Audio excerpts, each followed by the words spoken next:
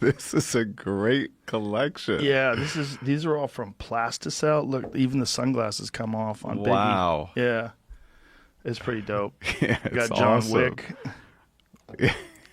John Wick and his pit bull. Richard This is Pryor. awesome. Yeah, I got Kanye, Bruce Lee. But the glasses on Biggie is amazing. I know. Well, this guy's amazing. Shout out to Fong from Plasticell. He makes some dope shit. Yeah, he's amazing. But not as amazing as that shit you did in the green room, man. David just did some card wizardry that it's one thing that you see when you see that shit on TV, you're like, if I was there, I'd see some shit. I'd know what's going on. But when you see it in real life, you're like, what is happening here? Yeah, it's way better like in person than all. Oh, yeah. Well, at the end, I don't want to give anything away, but at the end, literally a man is holding one of his wrists and another guy's holding the other wrist, and he still does the card trick, and we still can't figure out what happened. When did you get started? How old were you? So I was about 5 years old when I started playing with cards, but I didn't know what they were for, really. So I just had a deck of cards that I carried everywhere. But I liked the way it felt, just like it felt like something cool. So eventually a librarian was like, oh, we got this like magic self-working card trick book in. Do you want to learn something? And I was like, yeah, of course. And she shows me that silly self-working mathematical trick that's a long process to do, but it's still a cool outcome. Like, oh, I found your card, right? Right. And my mother, I used to wait for her at the library, and she'd come get me when she was done. And when she came, I said, can I show you this trick? And the librarian was excited for me to do it to her, which is what I do to my friends' kids, and I teach them a trick and make them really good at it, and then I'm so excited to see them do it, Right. Okay. So my mother comes and I do the trick, and my mom goes crazy. Like it was the best thing ever. And so but that began the love of wanting to learn new tricks, because I wanted to keep making her, react, happy or whatever. So that was basically the fundamental start of it. And then also she would take me to Coney Island all the time. And, on the boardwalk there's those weird freak show performer stuff. So I'd watch those guys, and to me, it was all like magical. So that was kind of the beginning of it. So isn't it funny how one positive experience when you're young can ignite this chain of events? Yeah, that changes your whole life. By the way, and also, so then the librarian, when I would come, she would give me books, and I would start looking at that little magic section that was between like games and puzzles. I always wished magic would be like not there, like it should be like in art or something, just it was always like when you want a magic book, it's always like that silly like kids jokey thing. But there's so in that section, I pulled out a book, and I was like 6 years old, and I see a guy chained to the side of a building, staring out, looking like death is upon him. And that was Houdini. And I didn't know anything about what that all meant. I looked through the pictures, and he was hanging upside down and stuff like that. But when I went to sleep, I would have these dreams of this guy chained to the side of a building. And that began my curiosity and love of Houdini. And then that began my curiosity of like, not just like the magic trick stuff, but like this stuff. That's, to me, it's more like real. Yeah, how do those two worlds collide? Because some of the things you're doing, they're just insane endurance and mental exercises, and then other things you're doing are what you would consider magic. Right. So I love both separately, like independently. Like I always loved, like I had a karate teacher at the YMCA that used to make us all run barefoot in the snow in the winter in Brooklyn. And all the kids were like, we're young. We're like 6, 7. And all the kids like, and afraid they were going to cut their feet on glass, whatever. And I would run in it, and I felt like I could do this because I wasn't good at other things physically. Like I was more, my feet turned in and stuff like that. So I felt like I could do these things. So then I learned how to hold my breath. And the reason I learned how to hold my breath was simply because I was on the swim team at the Y also, and the other kids would swim back and forth, and they'd destroy me because my feet didn't function perfectly well. And what I learned is that if I didn't breathe, if I just swam, it would save me time because I didn't have to move my head, dip it out, and, right? So I would just swim, and the coach would yell at me, but suddenly I was no longer in last place. I was like now second and sometimes first. And that began my like, oh God, you can actually do what the coach doesn't think is possible. You could swim there and back without breathing. And then the older kids would come to see me do that, and I would like challenge them. I'd be like, let's see who could stay under the longest, and you can go up and down 5 times. I didn't understand the physiology of it, that like going up and down doesn't help. It's more effective to just sit through the pain and just kind of chill. But I would just sit there, and they'd go up and down and come back down, which makes it worse. And then they'd be out, and I'd Why still does it make it worse? Because the breath holding thing is all about like a CO2 buildup in your bloodstream, and it's about a tolerance level to it. So if you relax and efficiently keep your oxygen and not make this CO2 buildup more extreme, you can actually hold more efficiently. So when you have that feeling, everybody has that feeling where you need to breathe. Like, and it's not an O2 deprivation. Right. It's a trigger from a CO2 buildup, which is giving you an alert that, for example, in 20 minutes from now, you will not recover. And I didn't believe that either. So a magician friend of mine who's amazing, and one of my like heroes in life, he told me a story as I was doing like Buried Alive and all this thing. He said, you know the Navy SEALs, they black them out underwater so they're not afraid of drowning. And I'm like, that can't, no way. Like, because it seems so abstract to me, So, but it stuck in my brain.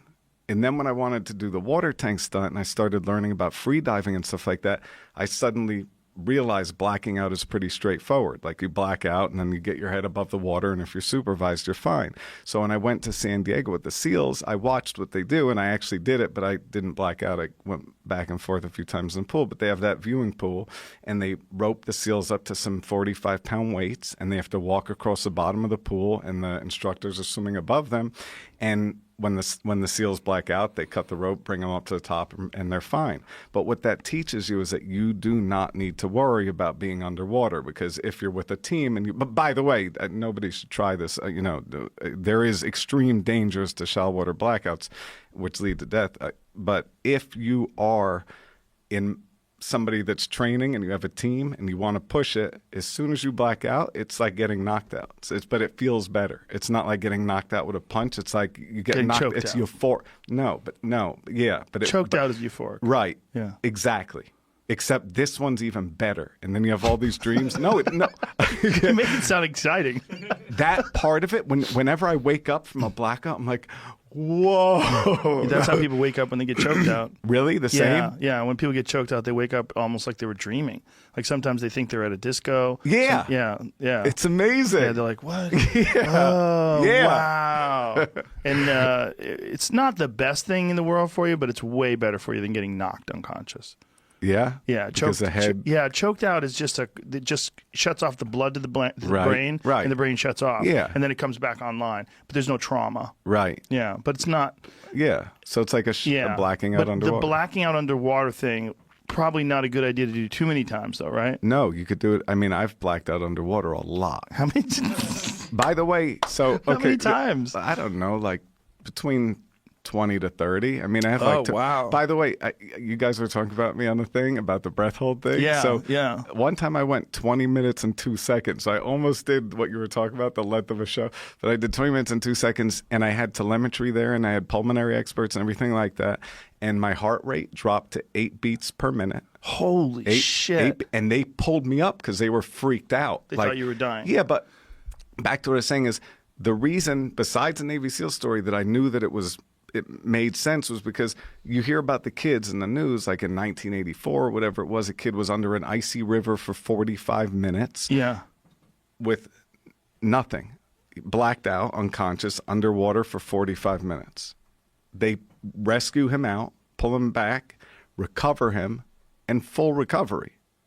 So there's something that the body does that we don't understand. But if you actualize, so because he blacked out and because it was so cold, the blood shunting occurred. We're all like the same as when you get cold. The blood rushes away from the extremities and protects the vital organs. And because he didn't inhale the water because he was completely out of it, when they recovered him, they didn't even have to get water out of his lungs, and he was perfectly fine. Wow. So, but that just shows you that there's like certain levels of what the body can tolerate that we have no idea. So you, in learning how to swim and learning how to go all the way back and forth and holding your breath, this started this idea of holding your breath for an extreme long period of time. Like, what had been the record before you had, like 20 minutes and how many seconds? 2 seconds? Yeah. That's what you did? Yeah, but that's not the record. But what had you done before that? What had been your record? Okay, so when I was a kid, I heard, as I start reading about Houdini, his like proud record of his lifetime, and he's the underwater escape king for 100 years ago, and he was around the best swimmers, and he had access to, and he got up to 3.5 minutes. So by the time I was like early teenager, I got to 3.5 minutes. And did you think that was a barrier that couldn't be crossed? Well, I blacked out as I came out, but I didn't know what that all meant, right? So I blacked out. So I was like, okay, that 3:30 seems like the edge. But then when I started working on the actual concept of like how long can you hold your breath for, then I started looking into it. I'm like, oh wow, there's like people that can do 5 minutes, 6 minutes, 7 minutes, and then there was a hypothetical record of a hypothetical 13-minute record, but no evidence of it, and that was on Pure O2. So it was a hypothetical Pure O2 record of 13. When you say on Pure O2, what's the process? That flushes everything out and so you start oxygenates Pure your body. O2, you hold on to Pure O2, and then you go under? I purge really hard on Pure O2, so, which is like hyperventilation, which gets rid of the CO2 and gives you more room for oxygen. And by the way, I just went up to 25,000 feet in an airplane, ascending at 500 feet per minute, doors open and everything, no oxygen. And I was with Luke Akins, who jumped from 25,000 feet with no parachute, landed in that. He was with me and the pilot and two other guys. We just right under 25. It was a 24/7, whatever. And I said, let's see who goes hypoxic first, right? So no, but you have to take the O2. You have to take the O2 monitors. You have to be on top, right?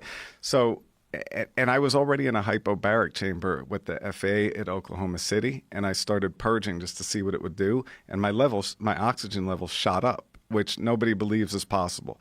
So I get into the airplane, and we put the monitors on, and everybody's around the same. I was actually lower than Luke. I was like at 90, whatever, 96. He was at like 97. He's like, oh, I'm winning, right? Joking with me. And as soon as we crossed 15,000 feet, his slowly is starting to come down, and I start doing the breathing technique, the purging out, like I said, right? My oxygen levels, and we filmed all this, shot up to 98 and then 99% as I went up to 23+ thousand feet. Now, these guys think I'm a magician, so they're like, yeah, like fake news. That's what he wrote on the paper next to the levels because he was recording it. So I took his monitor off of his finger, and he took mine. I put his monitor on my finger, put mine on his. Bang, his was dropping around 70, and mine was 98, 99. Then I switched with everybody on the plane and the oxygen levels with the breathing all the way up to that altitude. And I'm not recommending this because I haven't tested enough in it, but they did stay up at 98, 99. And so my evidence for that was, you hear about all the Sherpas that go up to the top of Everest, up to 29,000 feet, and they're not bringing oxygen. I get it. They're acclimating, but they're still at 29+ thousand feet. So they're doing something that's allowing them to rewire their ability to not go hypoxic. So this breathing technique, you're essentially exhaling more than you're breathing in. So you're breathing a small amount in, and then that I fill up everything for full, but I mean full like top to bottom, hold for a second, and then exhale slowly. And I like, for example, if when we're done here, if you have 20 minutes, I'll get you up to a 4.5 minute breath hold in 20 minutes. And this is just through these breathing techniques? Yeah. When we're done with this, I'll show you how to do it, and you will get up to 4+ minutes for sure. And how did you? So you've learned that you could go 3.5 minutes or 3 minutes plus, right? And, Yeah. and black out. And then how did you have it in your head that you were going to eventually get to 20 minutes? Okay, so you really want to hear all Yeah, that? yeah. It's a long. Oh, go. Let's go. Okay, and I forget where I'm going Okay, sometimes. it's okay. Okay, Don't worry so you about might it. have to remind me where Okay. we're going. Yeah. Okay. I just want to know the process because Okay, you're, but you're it's a a long magician by trade, but right? it's, well, but first of all, I like Houdini, so I Right. love magic, but I like Houdini, and Houdini was like king of cards as Yes. well. But he's a guy that's doing real things, Right. And then I like guys that are like, as I go to the Museum of Broadcasting because there was no Mm-hmm. YouTube or whatever, so I'd look at like these magic. You search magic, and I'd find like guys that would like drink a gallon of water, drink a liter of kerosene. He would float all the kerosene on top of the water, and then he would spit out kerosene out of his mouth, look like a human dragon, and then put the fire out with a gallon of water. So it is magic, but it's art. It's mind blowing. It's an art. It's a performance piece. It's not like it's incredible. Now look, there's guys that are card guys that are like that also. Like lots of people I love and respect. They do the cards in a way that's like, but that act to me was what pressed a button. It was like, whoa, like how is he converting his body to do a trick?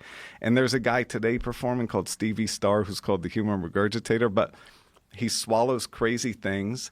Like, so he combines magic with his ability. So he went on Jay Leno, I think it was Leno or Carson.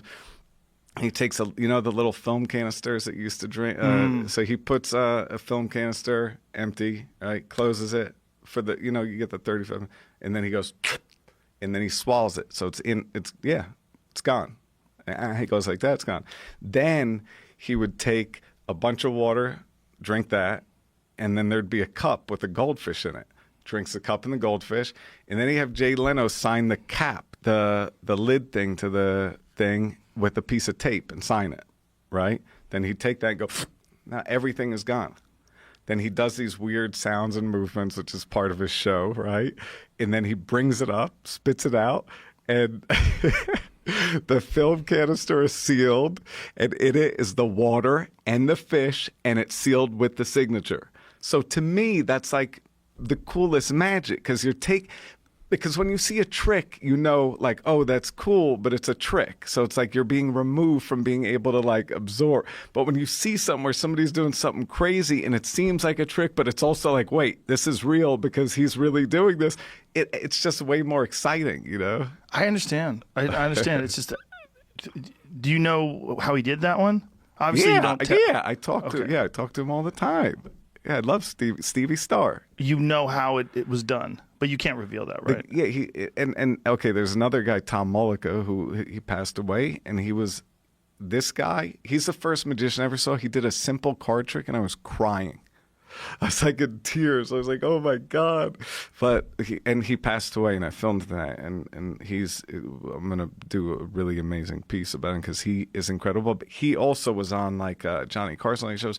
What he would do is he would take a pack of cigarettes, throw them into his mouth one at a time, light them on fire, bring them back out, and then throw them into his mouth one at a time, eat all the cigarettes. Yes! There he is. So and watch, he eats the cigarettes. Wow, that's great how fast they pulled that up. It's not they, it's young Jamie. Oh, it's you? He's a wizard. Yeah. He's a wizard of his own so he right. takes, by the way, this act killed him. So that's how dedicated to his craft he is. Did it really? Yeah, look, he was eating a pack of cigarettes every night on stage. I mean, so just he swallows them and swallows then 20 cigarettes. More.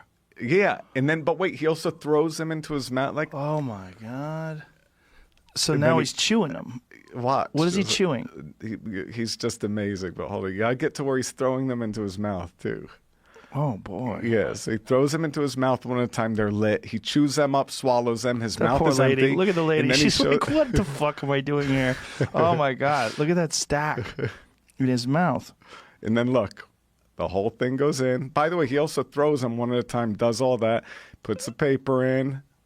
Oh, Jesus Christ. And swallows it all. That's it. Oh my God. Yep. He's so amazing. So how did this kill him? every single night, Just 20 cancer? shows a night at a bar, doing cigarettes in your mouth on fire, eating them, swallowing them. Right. But what did he die from? Yeah, it was Cancer? Yeah. Boy. Yeah. But wait, so So he spits them out eventually, or he just swallows them?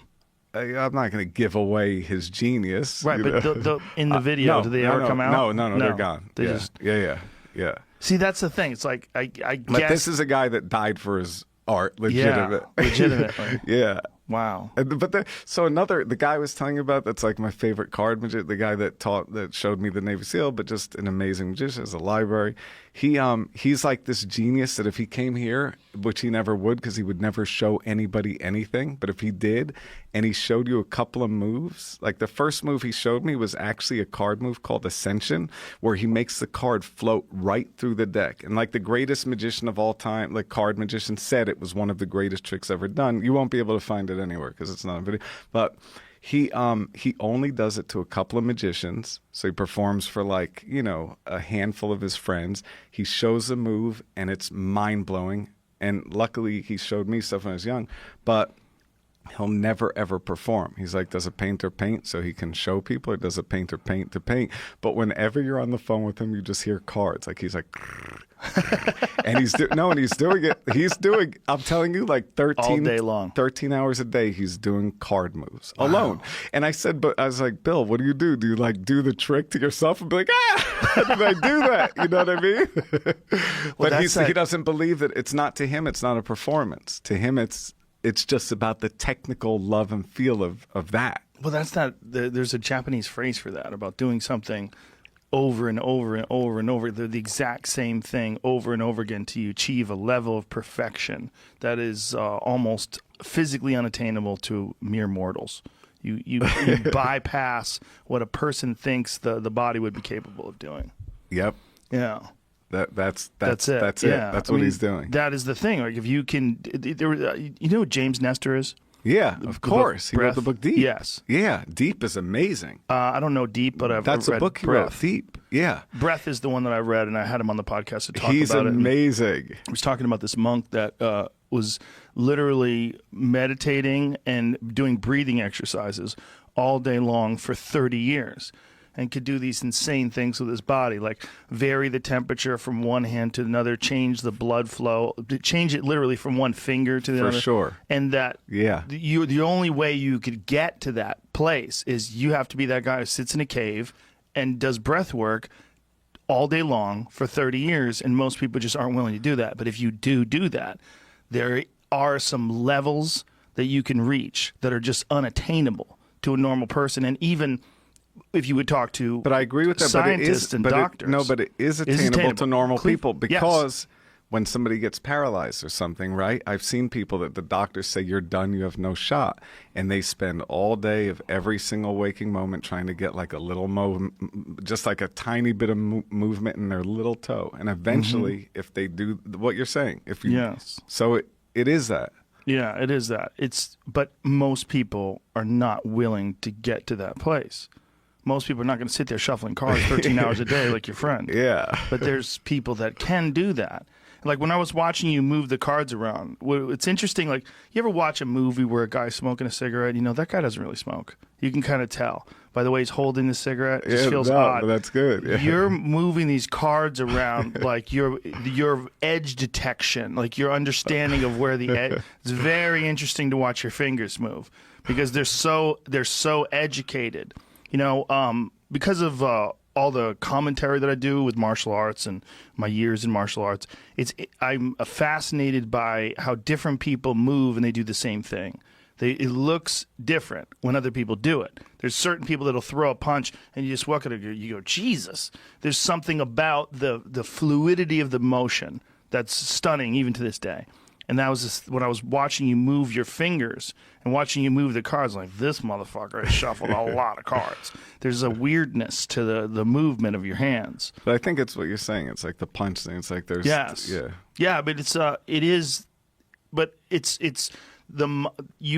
mind forces the body into moving over and over and over again. You know, you do it to this level of perfection that for a person like me who doesn't know anything about cards. I don't know anything about card tricks. I don't know how they work. I can't shuffle. If you watch me shuffle, you'd fucking laugh at me.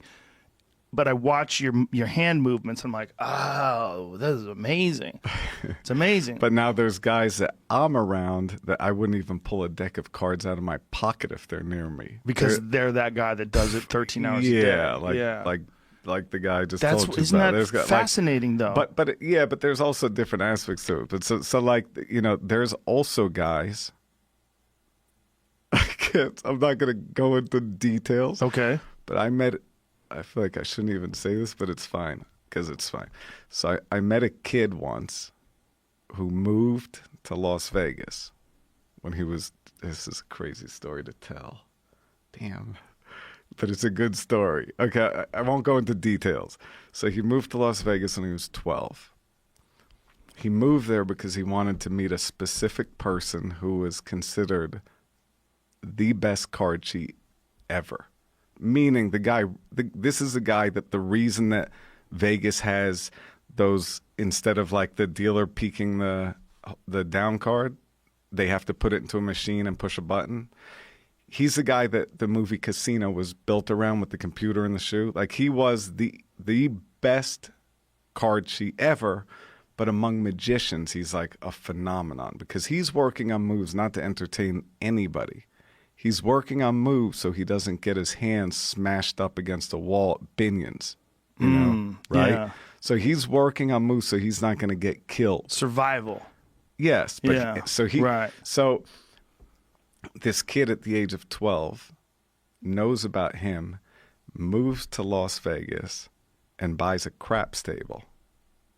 He puts the craps table. It's him and his mom, right? The single mother and him. They live in this small apartment very close to the man I was telling you about.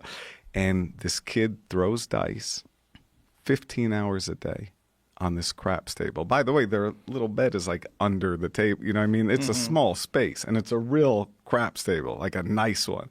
The only thing he does is repetitiously throw and he can helicopter spin the dice so you can't see them doing this. They have such force going around this way that when they hit the wall, one die won't break the number. And he can throw it exactly to this part of the table, missing this from across the table so that one die locks in every time he can guarantee that number.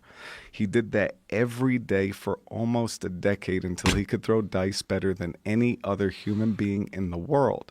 Then he went and got a job at one of the casinos that techs for card cheats and worked in the craps tables. It's all he did. And as soon as he turned 21, he went out, travels the world, and wins the exact amount of money that he should win playing craps, where you're not detected, but you can. What is the exact amount? I mean, under, you know, probably under $1 million. Yeah, probably a few million a year. So I'm saying it's not like he's going in and getting greedy. It's very smart and structured. Yeah, and that's going to different living. places. And he can throw dice like I've never seen anybody throw dice. It's crazy. I know that they take people that are really good at cards. Like my friend Dana White has been barred from casinos because he wins at blackjack. He's probably just counting. I don't know what he's doing. Yeah, he's counting. But they've kicked him out of casinos because he's won a lot of money. But he's also lost a lot of money, which is bizarre to me that you can go to a place and do really well, and they're like, you're doing too well, you got to get out of here. Well, it says behind every table we have the right to refuse anybody, which is important. Because, but do they do that with dice is the question. I get how they would do that with cards. Okay, so do you want to hear a dice story? But this isn't me doing magic. This is luck. Okay. So I don't believe you. It is. I don't like the way you paused. but I'm serious. I know, but I'm saying that because I'm trying to be convincing. Okay. So because I'm telling the truth. But anyway, I go to the Palms. You know Okay. And they had a bet on the craps table called the fire bet, and it was like a game where you have to hit all of the numbers, open and close, without crapping out. So when I walk up to the table, right away, the pit boss and everybody, they make a big deal. Like, you can't touch the dice. And they're like, I said, you can call up. I can touch the dice. Because, they invited me. So I said, I can touch the dice. And because I wanted to throw. Right.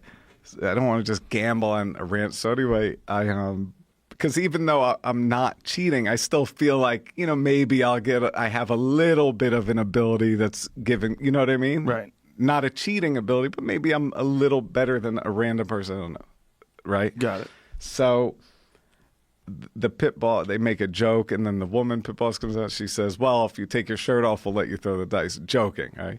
So anyway, what I do is I bet for everybody at the table. And this, I go to the low stakes table always. So the high stakes table is that Super Bowl team right over there, and they're like, they're all crazy, right? Like all excited with these big bets. And I'm here with this table. We all have little bets, right? But I say, let's put a fire bet down for everybody. So I put the fire bet down for every single person at the table, including the dealers, the pit ball, with the dice. And I'm throwing the dice. And this goes on for 2.5 hours. I keep throwing the dice. I didn't crap out. I hit sevens in between each number, which I don't you know can. how craps work. So you have to roll like a 5, let's say. And then I'm like, oh no, I need to roll another 5, which is statistically much more difficult than a 7, because 7 is the most common number to come up. So if you roll a 5, you're like, uh-oh, that's hard, because you can only get a 2-3 or a 3-2 on both dice, or a 1-4 or a 4-1. So you have a 4 out of 36, so it's a 1 and 9. So you're probably going to crap out before you get the number. That's why the game is to their favor. So I'm throwing the dice, and it's 2.5 hours later, and they stop everything. And they're like, your fire bet just hit, right? And the table goes, what does that mean? They go, well, you all just won like 10 grand each. And they all go, like everybody's going, they gave me the taser. Everybody's going nuts. And we hit the fire bet, which they've now removed from the piles, by the way. But it was a pretty unheard of, like the odds of hitting that bet is pretty rare. But it's just luck. Nobody should hit that bet. I mean, statistically, it's unlikely, and I wasn't cheating. So, yeah. So, do they, but the question is, I'm lucky for some dice? reason. I'm lucky with dice, right? But I'm not. But I can tell you, I would be if I was great with dice. I'd tell you I was great with dice. By the way, I actually have a die on me. Why do you walk around with a die on you? I didn't even veer this story for this reason, but I do have a die on me. Have you practiced with dice? No. Yes, but I'm terrible at it. So, or do I?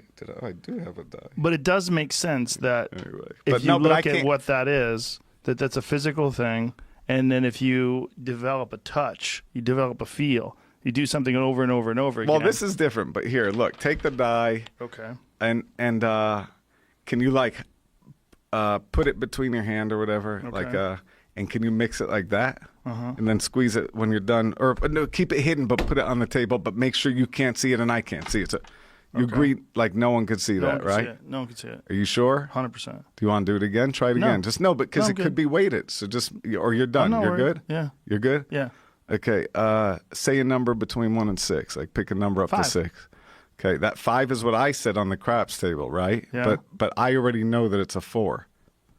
And the 5 is here, basically. How do you know that? That's uncomfortable. Can you do that again? Probably not. You know what we'll do? Stop whenever you want. Yeah, because it could be like a weighted die. By the way, that's how people cheat with dice is they also take the die and they flip it and they want it to be, so it's like you throw the numbers. So you said you wanted a 5, right? Yeah. Go ahead. Yeah. It's 5. Get that voodoo away from me, man. The fuck is that?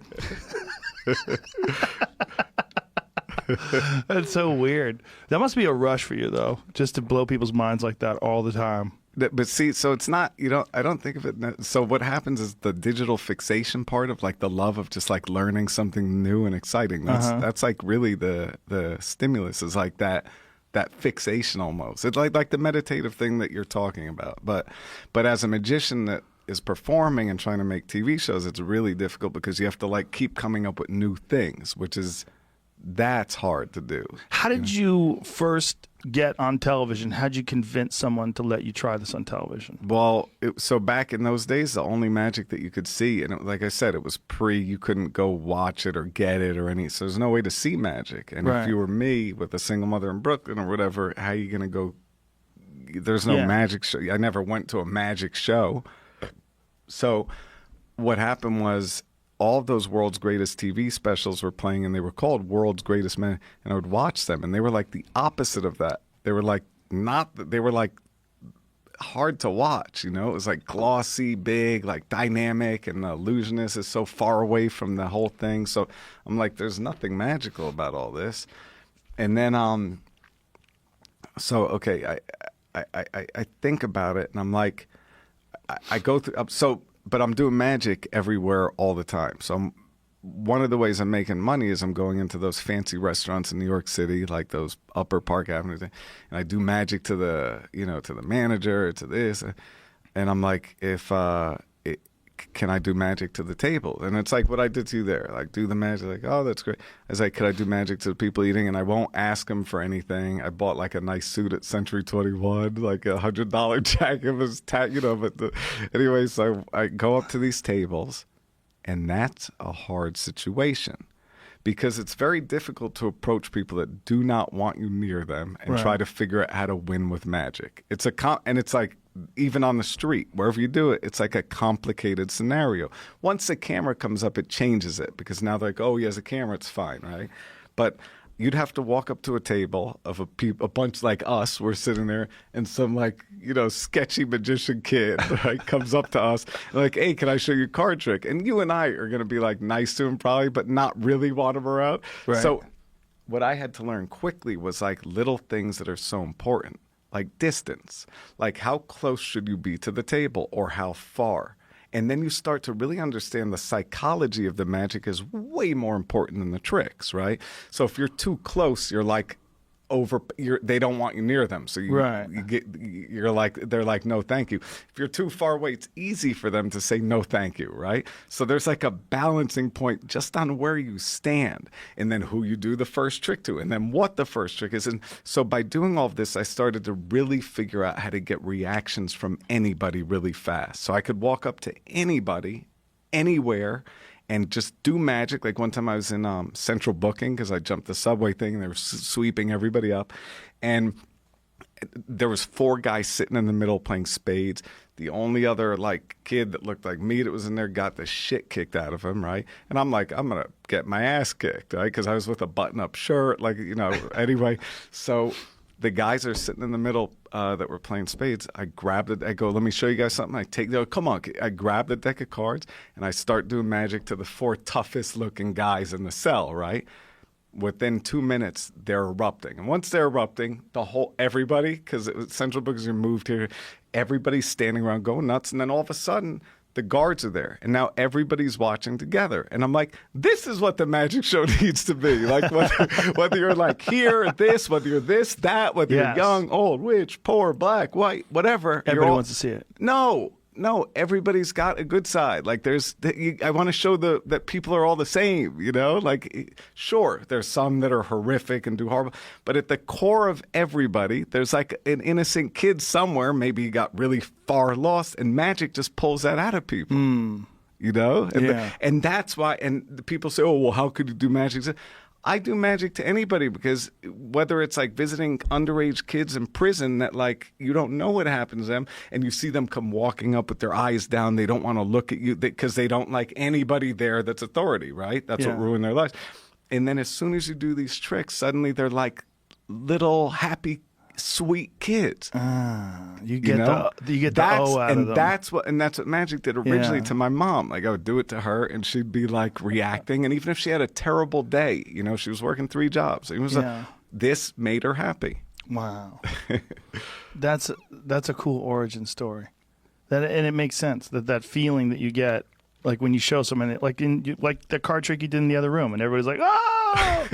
the O that you get out of people, that rush, that is because at that moment, no one's thinking of anything else. At that moment, they're like, "What the fuck? How did you what? Oh man!" And by the way, I've walked many times when people were fighting, about to erupt into big fights. I walked into the middle of those fights, started doing magic, and those fights. No, I know, and then the fights were done. Because everybody's like, what? Do you want to hear the funniest non-magical magic story? Sure. Okay, so after the TV show comes out, stuff like that, I get more known. By the way, so World's Greatest Hit, but then I was like, okay, let me do the opposite of that. So I called it street magic because I was trying to come up with the lowest name. Like I was trying to come up with set the expectations as low as possible, right? Because world's greatest, and you see like that. So I come out, I'm doing like card tricks, right? But anyway, so I'm like driving with my friend in his one of those smart cars in New York, and it's like the coldest day in New York. It's like freezing, like a February, like 12 degrees out type situation. And we're stuck at a red light, and there's a car with these 4 people outside of it, and you could see they're like struggling, like they couldn't get the door open, so they realized they lost their keys, they couldn't figure it out, they couldn't get into their car, right? But I know that that's not what's going on. Like, it's freezing, so I understand the situation.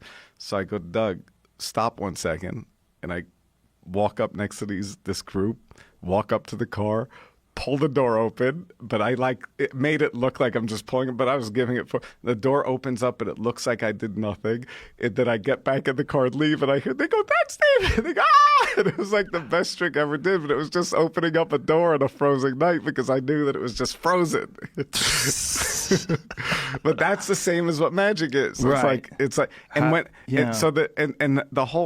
there's a book called Magic and Showmanship, which is all about like what makes magic effective. And it's called like the ham sandwich. He says, if you just said, reach in your pocket right now, there's a ham sandwich, that's a good trick. But if you were like, man, I'm hungry, I would love a ham sandwich, and I had already put it there, and I'm like, reach in your pocket, and then that's real magic.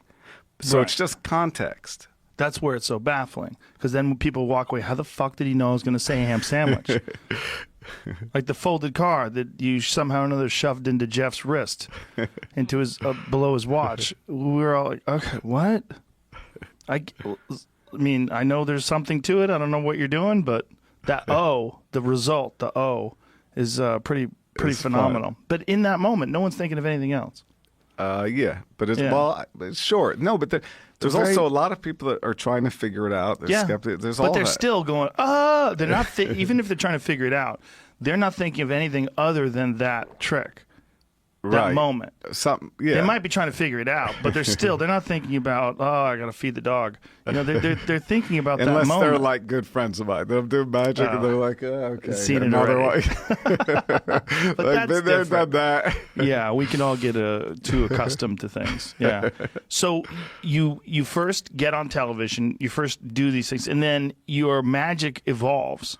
And your magic goes from being just magic to some of the more insane things you've done, like standing in a block of ice. For how long did you do it for? 70? Like 63 hours. 63 I'm always late, so I showed up late. So I missed like the length of time I was supposed to do. So that's all. But I'm always late. I made it here on time, though, didn't I? You were early. Yeah. Yeah. Perfect. I rode the motorcycle here and was flying because I wanted to be on time. So I flew. You were on time. Yeah. The ice thing. What made you decide to stand in a block of ice for 60+ hours? Well, so I'll tell you that. So you were saying, how do you go from the magic tricks like to extreme physical endurance and studying Houdini things. And all that stuff? And then there's a poster of Houdini that I loved where he was buried alive, but he never did the stunt. He died before he got to do it, but he was going to get buried alive underground in a coffin. So I love that poster since I was a kid. It's like in the magic books, you see that poster. Yeah. And anyway, so Bill, again, the guy I told you about, Bill Kalouche, comes up to me and he's like, what about this? And he shows me an image of an Indian fakir that was buried alive for a month. He's like, what if you pretend to be buried alive in Central Park? We'll sneak you out and you'll come back a month later. And I was like, I always wanted to do like Houdini-like things, but I never wanted to copy. But that one he never did, so I was kind of like, well, that's interesting, but what if instead of doing it the way he did it, what if I did it and everybody could see that I was buried alive? So what if I was really just buried alive? Like, it can't be that hard. He's like, yeah, you can't do that. And I was staying at his place, so we got a coffin from Queens where actually Houdini was buried. I bought a coffin. We brought it back to his house. And then I would just practice sleeping in the coffin. Then suddenly, but then suddenly I realized you don't eat food. And then if you have a little thing to go to the bathroom, I did 4 days like nothing. So I'm like, okay, I can do a week. And that was it. And then I pushed the idea of doing the buried alive and convinced people to let me do it publicly. And what's funny is like firemen and stuff like would come to the stunt in the middle of the night and they would shine like holograms at me and their lights and stuff. And that's the ice. And then they would assume that I wasn't actually in there. Okay, so back to this one. Well, But let's go. But let's not jump around. So the Okay. buried alive thing. Yeah. Where did you do it physically? Where? that was in New York City on the west side. Trump had like this bunch of properties that he was developing, and I was like, I want to be buried alive on one of your properties. Is that possible? He's like, sure. And he just sent me his driver, and I went around, and that's where I did my first stunt, and it was. How could they see you though? And then Jimmy I'm not aware of this Niederlander, one. who I knew, who like there it is, yeah, like that. Yeah, so it was see through, but right now, and then we put 6 tons of water on top of it, so that's basically it. And then, so I was there. And how are you getting oxygen? Well, there was see those 2 big holes, so the oxygen was being see the holes above my head right there, so the air was being blown in and out. But it's pretty straightforward. Like that one's not to me not that impressive. Like if I said to you, you just laid there for a week. yeah. You know what the hard part? I mean, sure, you body and you lose weight and all that, but the hard part of it is and you would never anticipate this being the hard part, but if you're not used to like peeing while standing in front of lots of people staring at you, it's actually really hard. So I'd be buried alive, and I had the trucker's tube on and all that stuff, which is like a con with a catheter or whatever, and people are there the whole time. Like it suddenly became like an event, and so there was never like, and they were like, "Oh, we'll cover it so no one can see." I'm like, "No, then people are gonna think I'm sneaking in and out." So I had to learn. So I would close my eyes, like when you were a kid sleeping, and you'd have those dreams. I'd have matches in front of them, and it would take me hours, and I'd finally be able to pee, right? But then, and by the way, I didn't eat for a few weeks before, so I had no food. So that was the other wasn't an issue, but what happened by midway through the stunt, I'd be waving and smiling and like peeing, and it was like nothing, you know? But these are things that you don't consider when you're practicing in your coffin in your house. So you didn't eat for how long? 2 weeks before? Yeah, but I was always into fasting. I read Siddhartha as a kid, and I had done like a week with just water, and knew all that, knew the body's really good with that. So you were comfortable with the fact that you were able to fast and that wouldn't be an issue. Yeah. And you were comfortable with the fact that you were getting air. Yeah. And where are you drinking water from? How are you getting water? I had like a little bit of water in there that I could suck through a thing like that, and that was fine. It was enough. How much water do you think you drank over the week that you were in there? I don't know. They always say it was like just a little bit, but it was a good amount. It was like I don't know, probably 3 liters a day or something. Okay. Yeah, So it's real water. They say he did tablespoons of water, but no, it was like a normal amount. So And then, by the way, I did 44 days with nothing but water, and I did nothing but pure H2O. So it's not even like it had minerals in it, and body was full recovery. And my starvation expert, who's like one of the top guys in the world in London, my doctor at the end thought that I was cheating. So they put me on an IV. Distilled water? It was a company called H2O, and their thing is it's just pure, exactly. Distilled. Right. No So it minerals. Right. Yeah. Which is irrelevant, by the way. But so I had nothing but pure H2O for 44 days, lost 60 pounds, BMI, bone mass index dropped 33%. Yeah, people get, that's what I was going to Yeah, no, it was bad. No, it wasn't good. Yeah, it wasn't good. But doctor thought I was cheating because he's a magician. By the way, my friends that were with me that are, magicians and the guy building, they're like, you need to take these vitamins. And they hand me a handful of sugary vitamins. And I'm like, no. It's just because if I'm going to do it, I want to like actually do it, right? Right. And if I would have taken those vitamins, I feel like my metabolism wouldn't have gone into starvation mode, and I might have had irreversible damage from it. So the fact that I actually did it, I went into starvation mode, and the body protects itself. That's interesting. But what I was saying is the starvation expert that now I have a paper published in the New England Journal of Medicine with him, which I'm pretty proud about. But he didn't believe me, so he put me on an IV, and right away the phosphate levels reacted, and I almost went into shock. So I almost actually did die when they fed me. So his paper is called the refeeding syndrome. They say like after World War II, when they rescued from the camps, the Jews and everybody was starving in the camps, and a lot of soldiers gave them like candy bars and stuff, and all of a sudden their systems went into shock, and they died from not being refed the right way. So what is the correct way to refeed someone if they haven't eaten in You all have those to days? slowly bring them back so that you don't have what happened to me, which is phosphate levels go all crazy. So very small amounts of food. Yeah, but then 2 days later, somebody sent me a trunk from Harrods full of food, in London, like a friend, and and I was giving it to all the nurses and doctors because I knew I shouldn't eat it, and I was trying to do it right. Then, like in the middle of the night, I woke up and had like a bag of potato chips, right, and then a bagel with cream cheese, and I was wrecked. It was like the most pain. So I also didn't go to the bathroom for a month and a half. What? Think about that. So how long does it take you to recover from one of these things? That one I feel like I never fully recovered from, but How like so? I don't know. I wouldn't recommend anybody does that. Like goes like super long with no food. But by the way, so the recovery. When you say you don't think you ever recovered, what do you mean by that? Yeah, my body always goes like this now. It's always confused when I like train. I go up, down really quick, really easy, and it was since that. So because your body freaked out because it went into starvation mode. Yeah, I feel like that. Yeah. You know, but there's no way to prove that. But that's a common thing though with people who cut weight for fights. Really? Yeah, they get to a certain point when they have kidney failure, and yeah, and then their that's body. right, exactly. That's what happened to me, and I keep having problems with my kidneys. Yes. Yeah. Yeah, and I have a spot on my kidney right now. Mm-hmm. Yeah. Yeah. That's funny. That's a real common one with guys. Daniel Cormier actually had to drop out of the Olympics because of that. I didn't know that. His kidneys failed.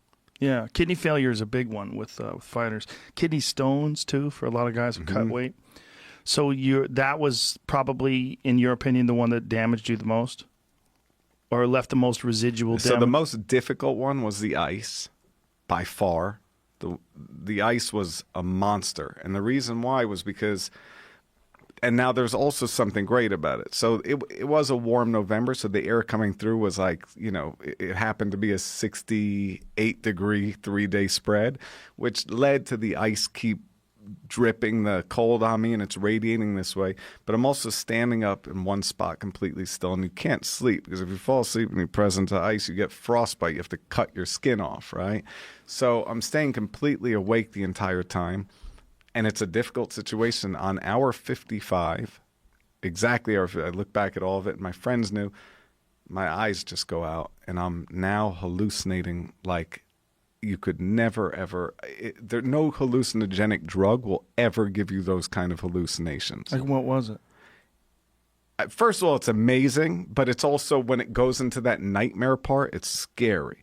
But there's also that amazing part of it. And if you have people after that stunt, now whenever I hallucinate on stunts, I have friends there that I say I'm going to start hallucinating. Just talk me through it.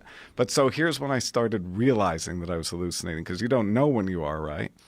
And by the way, the one stunt I never did was sleep deprivation. If you remind me, I'll explain that whole thing, but I'll forget. But so what happens is when I started realizing it is I need to know like what time it is, because I'm done at 10 p.m. because it was live on ABC. So I'm like, I need to know how much longer I got to go through this, right? Because it's getting tough. So and it's there. By the way, and my doorman would come and like news or whatever, Fox News said David Blaine is not really in the ice. They did a special on it, an hour-long special on Fox saying that I was never in the ice and I had a double of me that was in the ice. And I was switching up and down with them while eating burgers and reading Fox the news. News Yeah, did that? no, Fox. Oh, Fox, Fox. the TV station. Oh. Yeah. So they did a 1-hour special that I was never in there. So my doorman. How do they get away with doing that? I don't know. I don't care. But listen, so my doorman who comes to, this is the funny part though.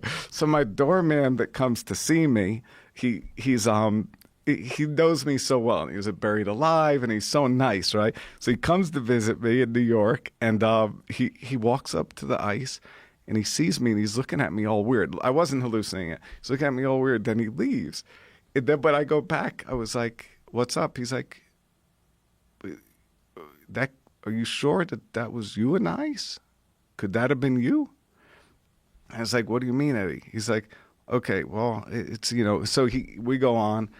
That special airs. Now he's convinced that it wasn't me, and The special airs while you're still in the ice. No. That's after. But he already thinks, because he doesn't believe it. My best friends, when I was buried alive, they didn't think I was really doing it. They thought it was a trick. Right.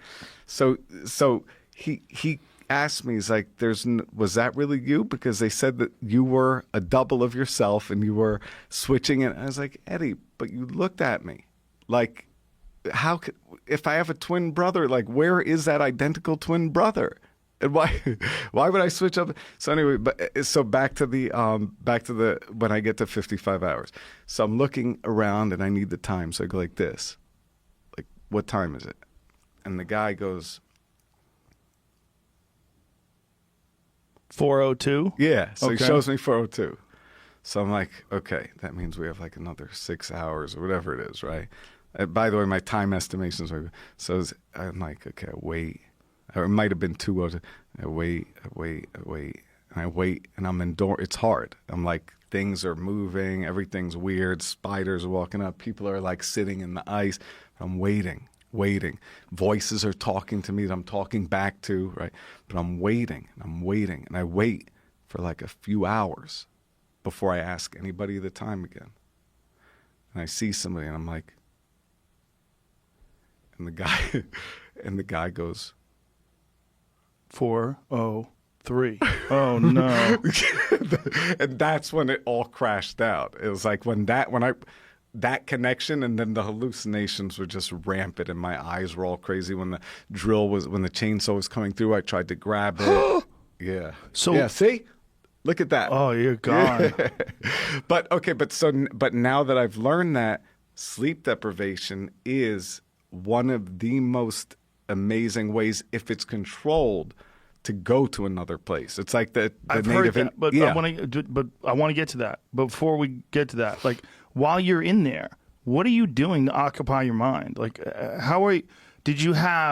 were you using meditation? Were you just thinking? Were you just winging it? Like, So for some of them, what I do first of all, yeah, a lot of things you have free time to think. Like, there's no phones, no Right. distractions. So aside from the physical, but the one thing that I use with everything is kind of like a breakdown of numbers. I'm like, okay, I have this much, I have to get to this point. Then when I get to this point, even when I run on a treadmill, I'm like, okay, I have to get to this point, which means let me get to the halfway point, Right. and I'll consider that.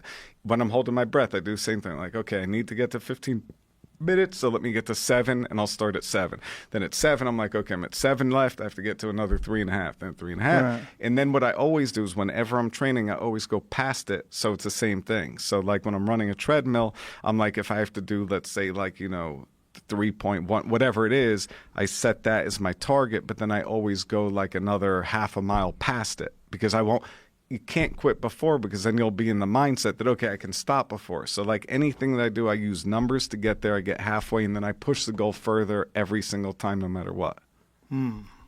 It's a mathematical system, ironically. So you don't necessarily have any sort of meditative techniques. You're just concentrating on the numbers. Meditation for breath holding all the time. right. Every time I do a breath hold, But not it's in the all ice. No, the ice was kind of, there was like a breathing thing, and I didn't really know much about it back then, but I was like more like fighting it. What is it like on your ankles or your knees and your back? Everything swells up like edema really bad and all that stuff, and the pain is excruciating and unbearable. But yeah, you're waiting. And you didn't have any residual effects of that? Just my ankles and legs were really swollen. Just for a few days or so? Longer than that, but yeah. Now, has anybody ever tried to break that? I don't know. I hope not. Not because I don't care about how long. I just don't want anybody to hurt themselves. But I would imagine like someone does something so high profile like you did that people would be like, I'm going to try that. I mean, I think it's too weird, so people aren't really like, oh, I want to do that. But there's billions of people. I would imagine that someone would step in and try to emulate that. Obviously, it was so... I pray not, and that's why I pray my daughter never becomes a magician, even though she's so amazing at it, because if she started doing these things, if she's going to bump her knee, I'm like, I have a heart attack, Well, that's the problem with being a parent, right? Yeah. The things that make you amazing are your ability to overcome adversity, and then you shelter your children from adversity. It's all my favorite people. They all came from a very tumultuous childhood. They all came from like turmoil, and no one wants that for their child. You want to protect your children. Yeah. It's weird. It's very weird. So what other ones have you done where, like, while you were doing it, you were thinking, what the fuck have I done?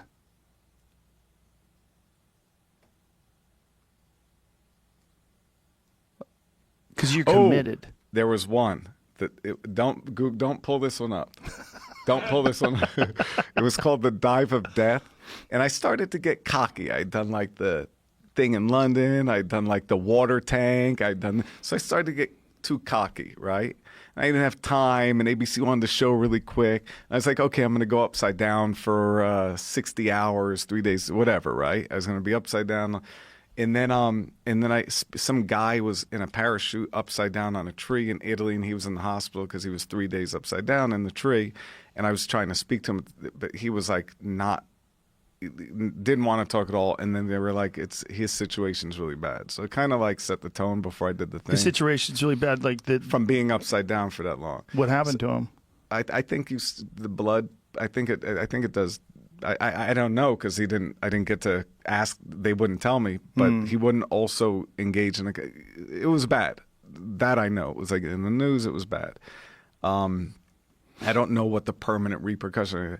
But so when I did this thing upside down in New York, I didn't practice it. I thought I could just wing it. My stunt guy who taught me to jump off the pole, he's like, you can never, ever just go wing something and not dial it in and rehearse and figure it out. You can't just go do it. You can't hope for luck. And that was the first one ever and last one that I was like, okay, let me just hope that I can do this. As soon as I went upside down, remember I said you could never prepare for certain things? Yeah. I had that catheter hooked up, and the first time I peed, it just went upside down all over me, so this way. And I was like, I'm done. So the whole stunt went downhill from there. That was a great learning lesson because I learned you never just dial it in. Did you make it through that one? Yes, but it was terrible. It was a garbage stunt. But you were asking me like what things. So that was one that was like, ugh. But all of the others, they were amazing. The team, that working with the best people, all of it. And this one is the most amazing. Like I have a team that's the one you're doing right now. I have the most amazing. I've never been able to have a team like this. This ever. is the balloon one. Yes. Okay, explain this. Okay, so I went to YouTube with Crazy Idea, who, by the way, this is YouTube, and they've been a blessing beyond. So I'm like, okay, here's what I want to do. Like, I want to grab a bunch of balloons and go floating up into the sky and disappear. Like, okay, great. Okay, sure. Right? So now I needed to ascend. This is all hypothetical. I'm not like a skydiver, like that has 1,000 or 10,000 or 20,000 jumps. I'm not a balloon pilot. I have no experience in any of this stuff. I just know that I want to do this, and I've wanted to do it forever. But I had drawings of it made 15 years ago. But now you have to get for real. So there is a guy that flies balloons, and there's a guy like Lawn Chair Larry that went up on balloons with like a lawn chair and a bunch of beer. That was his ballast, and he like popped balloons with a gun.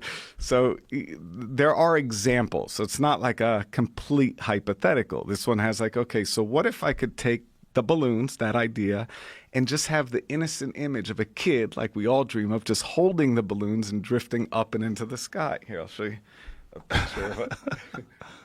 What's that? What's that one from? From their website. From whose website is that, Jamie? The balloon company. Right. So that's my balloons. Is that you up there? Yeah, we did short flights, not big in public. We kept it small. Can I show these to Jamie? No? I don't know. Yeah, to him, and then I can show one. Can you show it to the people? Like I'm no? not sure. All right, then don't. Wait, that's my balloons. Yeah. Oh, well, that's Instagram. on, but that's the end It's of not it. him doing it yet. It's just a picture. Right. Of the So balloons. this is, but I think maybe not. And- But anyway, so okay, so it starts with just the idea of that. But now I have to go get a hot air balloon pilot license. So I go meet with the best hot air balloon pilot instructor and also flyer. But isn't that the different situation than a hot air balloon because you don't have the ability to control? You have to first get your hot air balloon pilot license. So you have to learn how to fly and land a balloon, which is amazing, right? Pretty cool. It's like and then you have to take that written test. And I don't have time because I'm trying to do so much. So I had to cram study the whole written test in 8 hours with a guy helping me. I studied the whole thing, went to the airport, took the test, got that. Then you need to go get your gas restriction lifted, which means and very few people even ever bothered to do this because who's flying hydrogen or helium nowadays, right? So I went and met this guy, Bert Padelt, who's the best gas balloonist in the world. He's the one that built Around the World in 80 Days. He's built every balloon that's done the longest flights, and you fly. Now, a hot air balloon, you're like, right? You have to control it, and it's helium and hydrogen, you're just part of the wind. You're literally just floating away. and it'll keep going up to 84,000 feet until they pop there. Like, you are just floating. Like, I can't explain that feeling of floating. Anyway, so I had to go learn how to fly and land hydrogen balloons and use hydrogen because helium's more expensive and stuff like that. Now we have to go test the whole rig. So now, and at the same time, I have to also try to get as close to 500 jumps out of an airplane because I need to be really comfortable in the air. If I have to jump out and land, I need to land safely. Jesus. Right. And when you're up at 25,000+ feet, you don't know where you are. Right. So, yeah. So now, and by the way, the video, did you see the video I made for you? You didn't see it. No. You made a video for me? Yeah, because when you did the thing with Post, and you were, and Post was like, he's not real, and you were defending me, I was like, not that I was defending. Hold on, I made a video. I sent it to Matt. I texted it to him. I didn't get a video. He didn't show it to you? Did you get a video? No. Hold on. I made you this video. So this is me yelling from the plane. And by the way, this is after the wingsuit guys jump out of the airplane. So remember, I'm also crushing lots of jumps really fast. This is when I ran into a fence and almost killed myself. And Luke, who's the best in the world, that has 25,000 more jumps, jumped from 25,000 feet without a parachute and landed in a net. I saw that. Yeah. So he's the guy coaching me. So he's the one filming this. And he landed at the State Troopers Patrol thing because we were so far lost. And I ended up trying to make it back, almost hitting the trees, really, really close, and then crashing into a fence. My legs were all bloodied up, ripped through the thing, flipped over, landed, and I was fine. That was recent. I was like, and the reason why is because I was making you this video. Complete truth. But I'm going to explain it to you. So to make the video, I had to wait till the wingsuits were out of the plane because they're last, right? But that means, and by the way, the conditions, you'll see what they were like in a second. So the plane's moving really, really far away, right? Because it's still going. That means the drop zone is way over there. Right. And I made the video and it was longer than I said it was going to be. And then when we jump, we're like lost in the clouds and I see the only hole. So I fly through the hole. And now because I flew through that hole, we're so far away from everything. And I should have followed Luke and went to the State Patrol thing, but I was like, no, I'm going to make it just back. But so here's the video I made you though. Can we play it for other people? Yeah. Okay, here, why don't you airdrop it to Jamie? Oh, yeah. Hold on. Okay. Hold on. So let me airdrop. Isn't that funny though? It's pretty wild. But you I'm don't just even bummed out that I didn't get this before. Oh, well, yeah. So I was going to like post it or something. I asked him if I should. And he's like, well, wait, because maybe you'll just do the show. So I think that's why he didn't, maybe, or something. Like, I don't know. But hold on. Maybe it got lost in the email or something. It might have gotten to one of those. The email dumps get pretty big sometimes, to the point where I can't keep up. Is it Young James? Mm-hmm. Okay. Young Jamie. Young James. Okay, so that's that one. But then I'm going to show you the rest of the shot, but you might have to scroll through it to get to it. But I'll show you. But by the way, it's the most amazing thing. So I'll show you the rest of that shot. And then you'll see where he landed and where I landed. So I'm going to send you first the pretty version of it. You guys can like cut through or whatever, right? Sure. Okay. Yeah. So I'm going to edit. I'm going to just send you like the full and then you'll look through. So here's another one. When is this one supposed to be? In 2 weeks. In 2 weeks. Yeah. And do you have to take into consideration the wind, what the current? Oh yeah, yeah. Temperature. and that's why we can't like confirm a location because winds Right. determine everything. Yeah. So even though now I'm at like, almost 400 jumps, the winds still decide where you go. Oh, here. So All right, here we go. did you get that other video? I only got one. Okay. Just want to make sure. This is the one you want me to play? Well, that's the first one. So I can do Okay, this airdrop, yeah. come back. Sure. Okay. Okay, check this out. Joe Rogan, the breath holding is for real. And if you want to see a little bit about it, watch my last YouTube video. But Joe, I hope to come show you in person because that might actually save my life. Oh, Jesus Christ. So, okay, but so you see the clouds. Now, hold on. This one's going to come. Hold So you're hanging on to a plane. How high are you there? No, that was just, I don't know, like 13,000. Oh, something. nothing. No, but I went to No big but I deal. went to 25,000. I remember without you tell me. oxygen. Yeah, Yeah, but still, but you're still that's 13,000 feet off in the air, hanging Yeah. onto a plane, and you jump off. maybe it's another one. Maybe it's this one.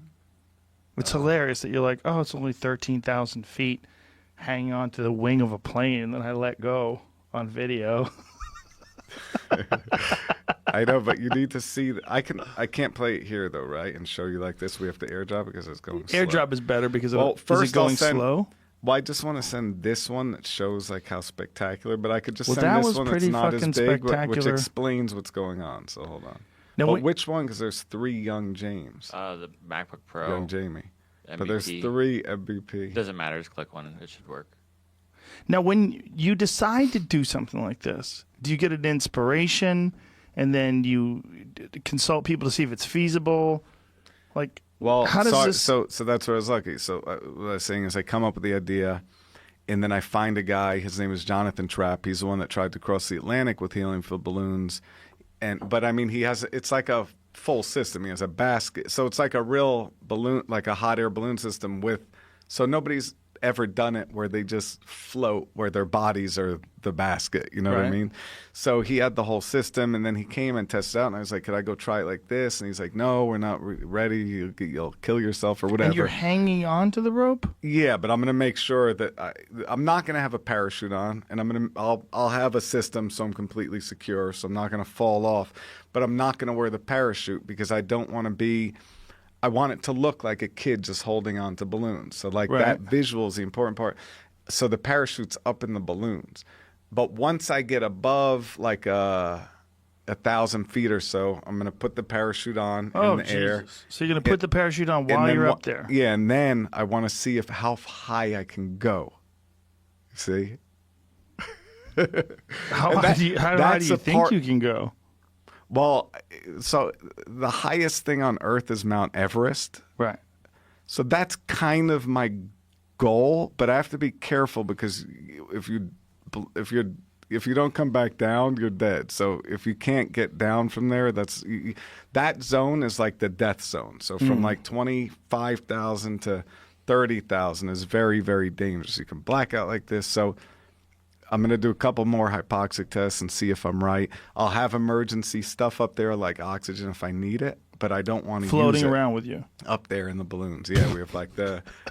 But wait, it's not. Dude, your loved ones panic when you start plotting things like this? My daughter asks questions. How old is she? and 9, and she asks great questions. And the tail number of the plate is for me and her, so it's N for number, but 9 for her age, 47 for my age, and then DB for me and her. We're both Dessa and David Blaine, but which is the balloon that has. This has to be a registered aircraft, so we had to get it registered. We had to fly it up. We had to prove that it's completely safe. We had to land it with nobody on it. So the body, one time that I went, wasn't me. It was sand that weighed exactly what I weighed. We had to remote dump the sand. We had to use squibs to remote pop the balloons, fly it over, and this is at 22,000 feet. And fly squibs, it, what is controlling pops it? a balloon. But is it Yeah, radio? like, yeah, exactly. okay. And I have the whole team helping me that did like Alan Eustace when he jumped and Felix Baumgartner when he jumped from the edge of space. So we have Don Day, the best meteorologist. So he And do they predicts have the to exact weigh you before you get on? Yeah, So it's precision. exactly. It's precision. And then, so we had to fly it all the way up to 22,000 feet as proof that this aircraft is actually completely doable, and then remote land it exactly where Don Day predicted we were going to land it. And we've done that multiple times. We've flown it. We've deployed the imitation. There's I've a flown massive it. amount of time involved in constructing one of these things and orchestrating it. And time and team. And Yeah. team is everything.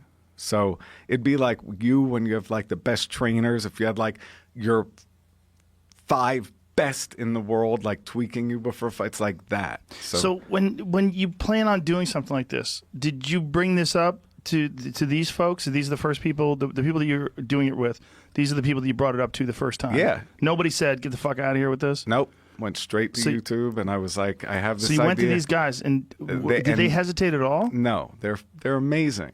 That's or crazy. It's one of the right. It is also crazy It's also because it is crazy. just a hypothetical idea that's insane. That's Yeah. true. And they did let me but there were stages. I had to prove each step. So I had to prove that number 1, the balloon is doable. Number 2, I'm not going to hopefully kill myself. Number 3, I can actually get and then for the skydives, by the way, because I had to get 500 jumps really quick. And this is all during the last year, right?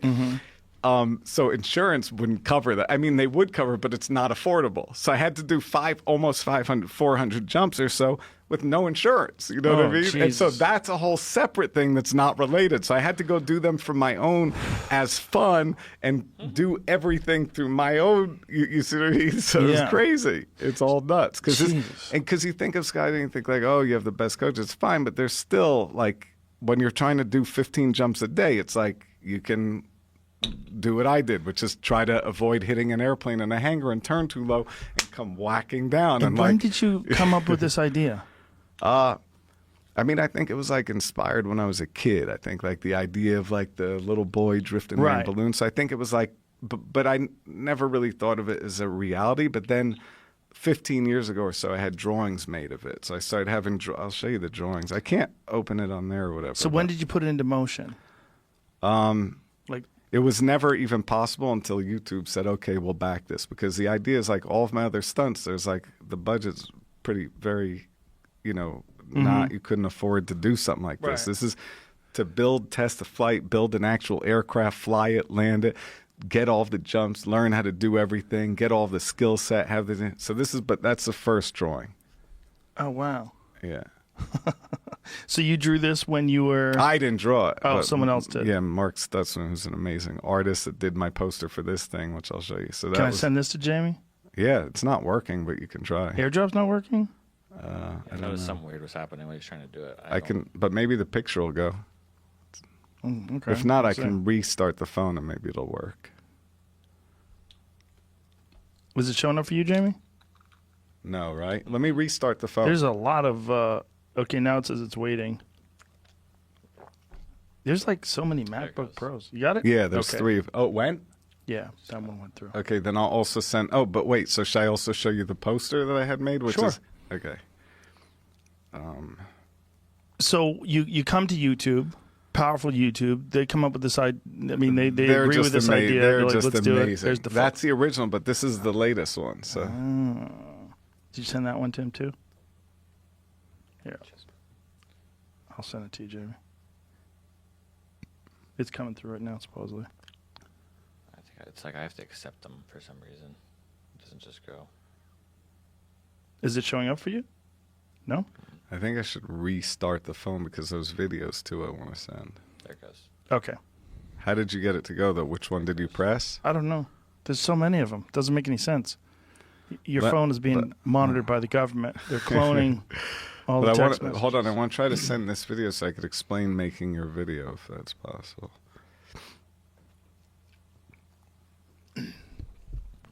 But when you now it's preparing it, so now it Okay, might work. beautiful.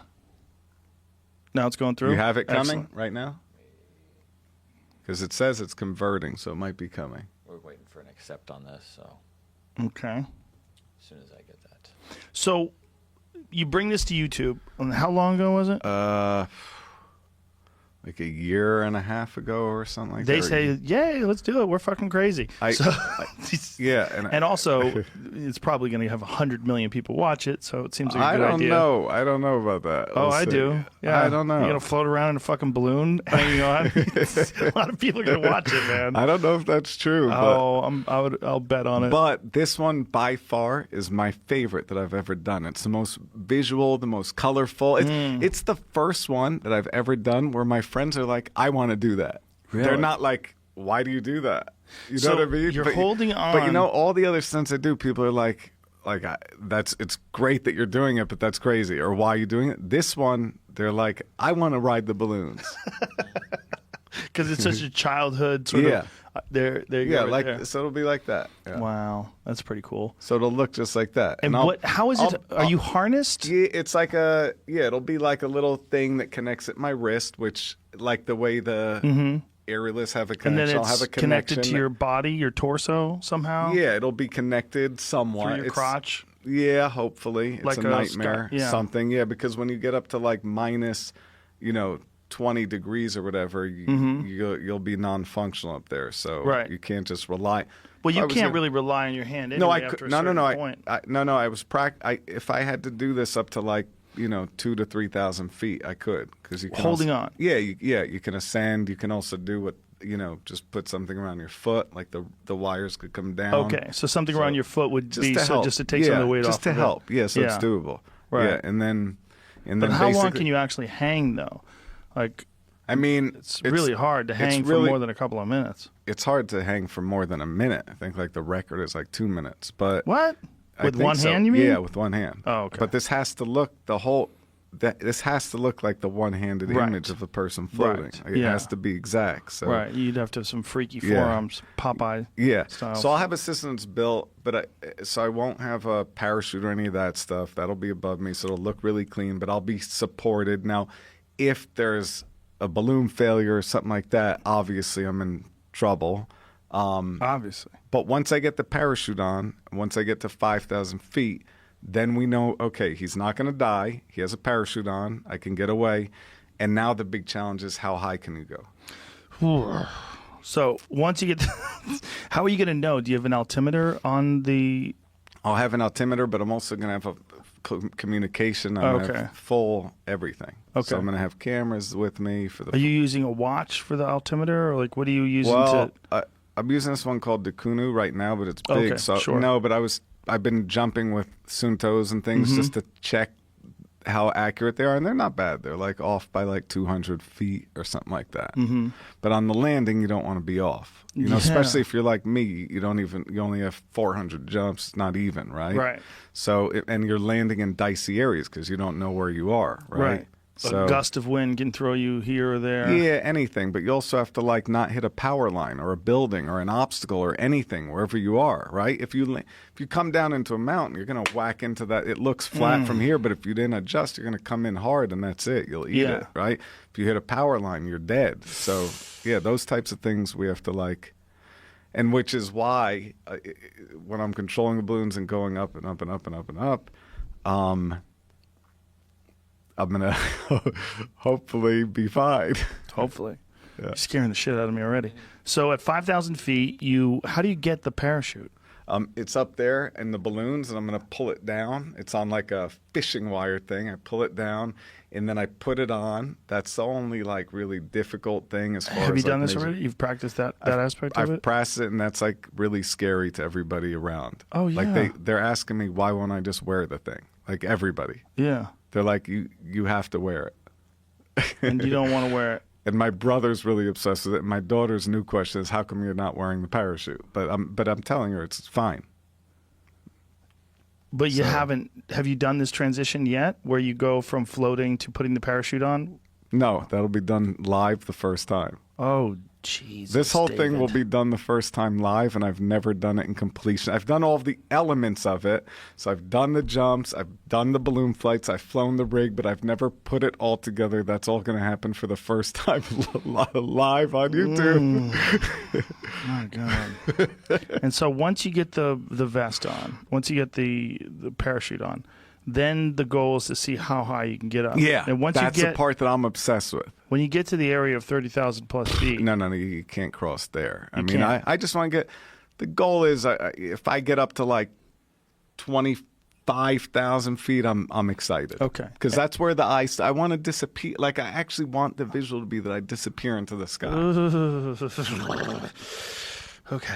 So you get up to 25,000. But I'm not going to kill myself doing it. I So hope not. I won't. Okay. I believe you. But this one is different than I'm going to have ice, the O2 different things. By the than- way, you can't send the O2 pulse oximeter signals down, so they won't know if I'm hypoxic. But I'm going to have the O2 monitors in my pocket. I'm going to put them on. I'm going to show them to the camera. They can still communicate with you Yeah. through... Now, if they can't, that's a big issue. So if communication fails, then this is, for me... Communication is done through what? RF, this incredible guy that builds all of the communication for every skydiving stunt movie. So he's... The same way that noodles. a plane can communicate with the ground. Yeah, Right. yeah, it's Something. yeah, and I have I have a transponder up here. I have everything. So the Okay. planes, I'm visible. Everybody knows where I am. Okay. We're clearing everything with the FAA, the ATC. So everything is going to be, completely organized as it needs to be. We have a wind path in every location that we're going to possibly do this in. Of course, New York is a dream, and there's some other dreams that we have. So this is Right. still, we have a couple of key points that we're dreaming about doing this, and depending on wind and weather, that's where we'll do it. And how do you descend? Just let go of some. You're just going to just completely just drop release off. myself. Yeah. So that's you're it. going to skydive at 25,000 feet. Yeah. By the way, when I did I told you when I did that test, when I went up to almost 24/7 or whatever, I had the helmet on. The first breath I took, the entire thing was ice right away. So, and I was flying down, looking through like a little hole in the, boy. helmet. I couldn't see. Jesus Christ. And so when you land, you have to land, you're from 25,000 feet, you have to make sure that you're conscious. You have to make sure that you can see. That's right. But usually, by the way, even if you are hypoxic and you're dropping, you clear up at like 10,000 feet. So Luke Akins, who you watch, he did a jump once where he was jumping with Felix Baumgartner, who he trained, and he was he was hypoxic. He was blacked out. But when he got to about 9,000 feet or so, he woke up. And then from 9,000 feet down, you have 40 seconds to figure out where you are and what you're doing. Okay. It still seems fucking terrifying. And so then you're floating down, and you have to find a good spot to land. And when are you going to do this? Like, what's the official launch date? Is it August 31? 100%? Depending on winds. Depending on when. So if the winds are fucked on August 31st, you push it a little bit. Exactly. And that's the other thing YouTube's been amazing on. There it is. Yeah, David Blaine, Ascension, YouTube Originals, August 31st. Yeah, that's basically what it's I gonna love look that like. YouTube stepped up to do this. But Yeah, it is amazing. It is amazing. Look at you floating above the cloud in that image, and that's literally what you're going to be doing. Yeah. That's so fucked. But also the thing about this one, aside from like the technical part of it, is like the visual on it so far is my favorite one. Yeah, it's like Up, like when they did it with the but animated movie. but when I look at the balloons, I become like giddy. Like, and all these adults are working, and we're all like laughing because we're like kids playing with balloon. It's like, it's iconic. It's something that every kid has kind of thought of. Yeah. Yeah, grabbing a balloon and flying floating through the air away. like Mary Poppins. Yeah. Yeah. Wow, man. And that was my daughter's nickname when she was growing up. We called Mary, the real Mary Poppins. She was a real Mary Poppins. And we'd put a balloon up, and we'd always watch it and dream and talk about where it goes and stuff like that. What is it like for her when you discuss these things? She's with her? so amazing. I run ideas by her. She's amazing. Really? Yeah, she's amazing. By the way, the reason there's pink balloons in this one is because I was showing her all the balloons, and she went, "Is there going to be pink?" And I was like, "Of course there's going to be pink." And now there's pink. God, that's hilarious. Wow. Now, have you been doing live shows this whole time, or are you able to with COVID? Not during and everything? COVID, no. Yeah. But right up to COVID, I was doing live, and that I haven't been promoting or anything, but it's like my favorite thing because I've been working on the live show for 20-some years, and I've never done one until like the last few years. Like started like 3 years ago. It was the first time I did that, which is crazy, right? But I finally felt like I had the right material to make a good show. And the show is it's like I open it with the mouth sewing. So the first thing is like, but I bring people up, so it's also comical. It's like funny, right? I'm like joking around and stuff, and you see people like, react. Now, when you say mouth sewing, you actually sew your mouth shut. Yeah.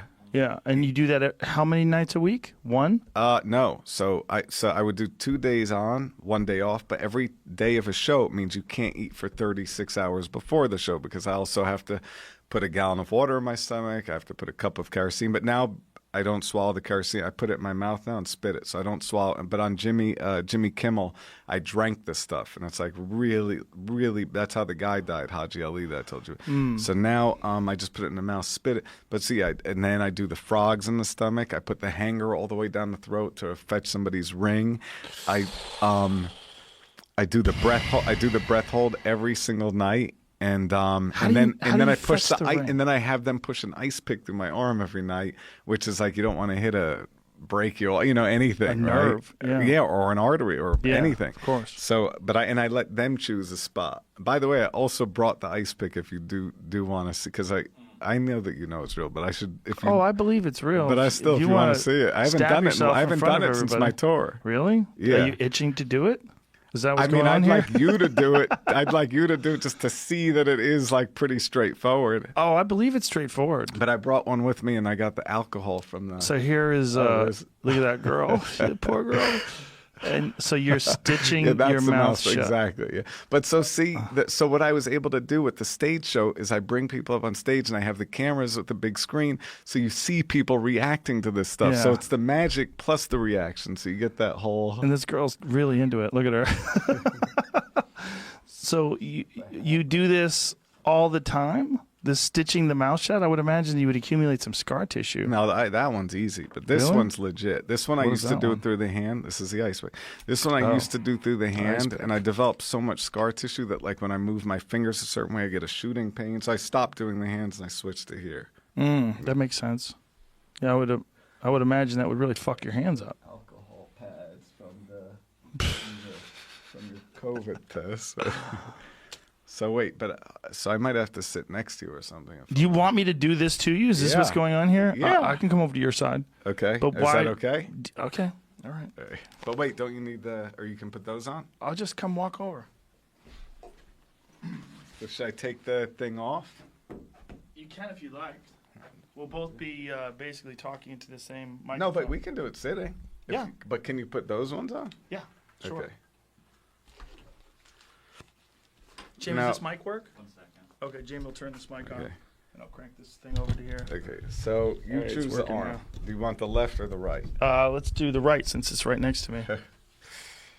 Okay. Do you want them to come in and see it as well? No. Okay. Good enough. Okay. So now, this is not a new ice pick, and usually I do it with new ones, which means this isn't as sharp as it needs to be. So Oh, it means boy. the push is going to be a little more difficult, I guess. Why do you like to do this? You Are seem these to be. pure? Are these ones that you give us? Are these pure alcohol? packs? Yes. Yes. Like I it's believe just so. 100%. I mean, they're just the standard ones that you Yeah, get. It's fine, I'm sure. Yeah.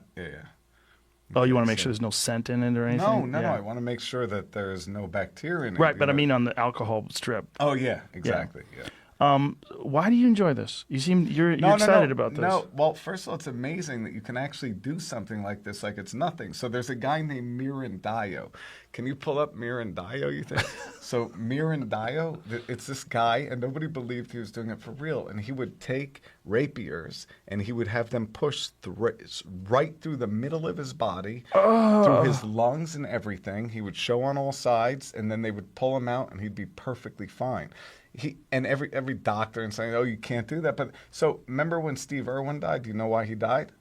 No. Because he pulled the stingray thing out of his heart. The stingray stabbed him, and he pulled it out. Right, crocodile. So if he's kept it in there, he would have lived. Right after that, a 70-year-old man was on his boat, and a stingray jumped up out of the water, stung him in the heart, and then stingray was gone. But I didn't even. Yeah. oh my Yeah, god! look at that. Isn't that crazy? But the fact that you can actually do this is what's crazy. Like the body can, with your mind, you can override it. And then the thing is, he got so cocky, though, that he thought he could do anything. And then he ate one of these things, he swallowed it, and it killed him. He bled internally and died. But see, he got really cocky because he was like, I could do anything. That is fucking insane. So is he going through his liver? He can go through anything, and that's what I'm saying. So the 70-year-old guy that got the stingray, it stabbed him in the heart. Instead of pulling it out, which it's like a corkscrew, he waited with doctors till it beat out the other side, and he was fine. You see? Wow. So instead of pulling it out, he waited until what happened? And the doctors waited, and with the heart, they let it beat out the other side, and they slowly let it come out. It went through his whole body? If they would have pulled it, it's like a corkscrew. It would rip him apart. He would die. How long did it take for it to beat through his I body? don't know, but I know that the doctors, what they did is they let it go fucking through. Guy. How many times did this guy get stabbed like I've this? done that one, by the way, right there. That's a safe place. That's like not an issue. But when you go through the lungs and stuff, it's crazy. Look, it's crazy. But this is too much. I wouldn't show it. It's too like That's too a much. thick fucking sword, man. But that's You what I'm went saying. that one? Listen, he's Joe. Ow! But so what happened was he started to get too cocky. He started to think he was fine. Oh, Jesus Christ. But okay, so Joe, but you have to listen to the origin of this trick, though. That's not a trick. No, but I know, but listen. So Okay. the origin of this is, as a kid, there's that trick where they do needle through arm, like Yes. right? And it's Yes. like the rubber, the stuff, and it sticks your skin together. And Right. It looks perfect. It looks like it's really through your arm, and then they like squeeze blood out of the thing. They pull Right. that. So I saw that, and then I was like, but maybe that's like actually doable. Like maybe that trick could really be done. So, like the same exact trick, but for real. Right. So that's this. Okay. Okay, so you take that. Okay. Like I said, it's going to be a little tricky to push through just because the it's usually sharp, and this time it's not as sharp. But And how do you know where to do it you're through? going to pick. There's no Well, you particular just don't want spot. to hit an artery. You know, you want to. How do I know I'm not going to hit an artery there? I don't know. You're I can't smart. kill you, bro. You'll What if figure you it die? out. So you want me to just right here? Anywhere? Sure. Where do you prefer? Wherever you want. Like right there? Wow. Sure. I don't No? know. But yeah, do it there where you want. Do it where you want. When you say where out, Just sure. go. Like Just where go. do you like it to Just- go through? but I To want- the bottom? No, I liked where you were going. Right I here. like your. I mean, that's fine. But It's you're gonna okay? have to go like through. Well, what do you want me to do? Yeah, you're gonna push through. Okay. So hold on to you here? Yeah, keep like a straight path. Okay, Yeah, like and that? then- no, I'd go straight. Like that? Yeah, I'd go Like that? straight through. Yeah. Okay, ready? And slowly. I'd go slow. Yeah. Here, lift my. See that? Yep. See? So, it's hard to believe that it's real. You keep pushing. Keep going. Keep going. Wait. Uh-oh. Hold on. Woo. What happened? I hit a nerve. You Oh, gotta do Jesus. it in another spot. No, Hold no, on. no. No. We're- come on, man. You gotta do another spot. You were Listen, hitting a nerve. Yeah, My but what if I fucking hands were fuck going your arm up, crazy. man, and then you can't hang from the balloon, and then YouTube's mad at me? Okay, again. Jesus, bro. Okay. So, by the way, By the honest to way. God, Honest I to God. never go in this direction. Which way do you go? I always go this direction. Why? From inside to out. I'm just saying, all the times I did it, I've always gone this direction. Do you want me I've to never- go that direction? I'm just telling you, I've never Is gone. that better? No. So what's the difference? I'm just saying I've never done it this way. Oh, okay. So I'm it's a saying groundbreaking. crazy. No, Okay. I'm saying it's nuts. Well, it's definitely nuts. So hold my wrist again. Yeah. Okay. Good. No, but from the bottom. Like this? Yeah, like that. Yeah. Okay. And then I go again, and I would try to go like a straight path through. Like right there. No, I would go like lower and in, like just. Like there? I'd go. Point like it. that. Ready? Yeah. Okay. Yeah, I'd go like that, and keep. Hold on. Wait. Push. Yeah, like that. Like that. That's good. Yep, we're on a clean path. We hit something, but it's fine. Now, hit what I something, but use it's is this. I fine. use the skin here, and I push so you can see it come through. Push. That's it. See? Alrighty. Super unnecessary. But But yeah. it does seem like a magic trick. Like It definitely doesn't seem like a magic trick But to then me. but hold on. There's blood vessels and everything. How Yes. come there's no blood? Well, it's a very small hole in comparison to, it's a good size. and there is blood on the other hole. Oh, okay. Yeah. Well, that's because it's that you hit something. Uh huh. And your body's healthy, so it's clotting out pretty quickly. Okay. All right, should I put it out? Yeah. Okay, here we go. Pull it slowly. Go ahead. Pull.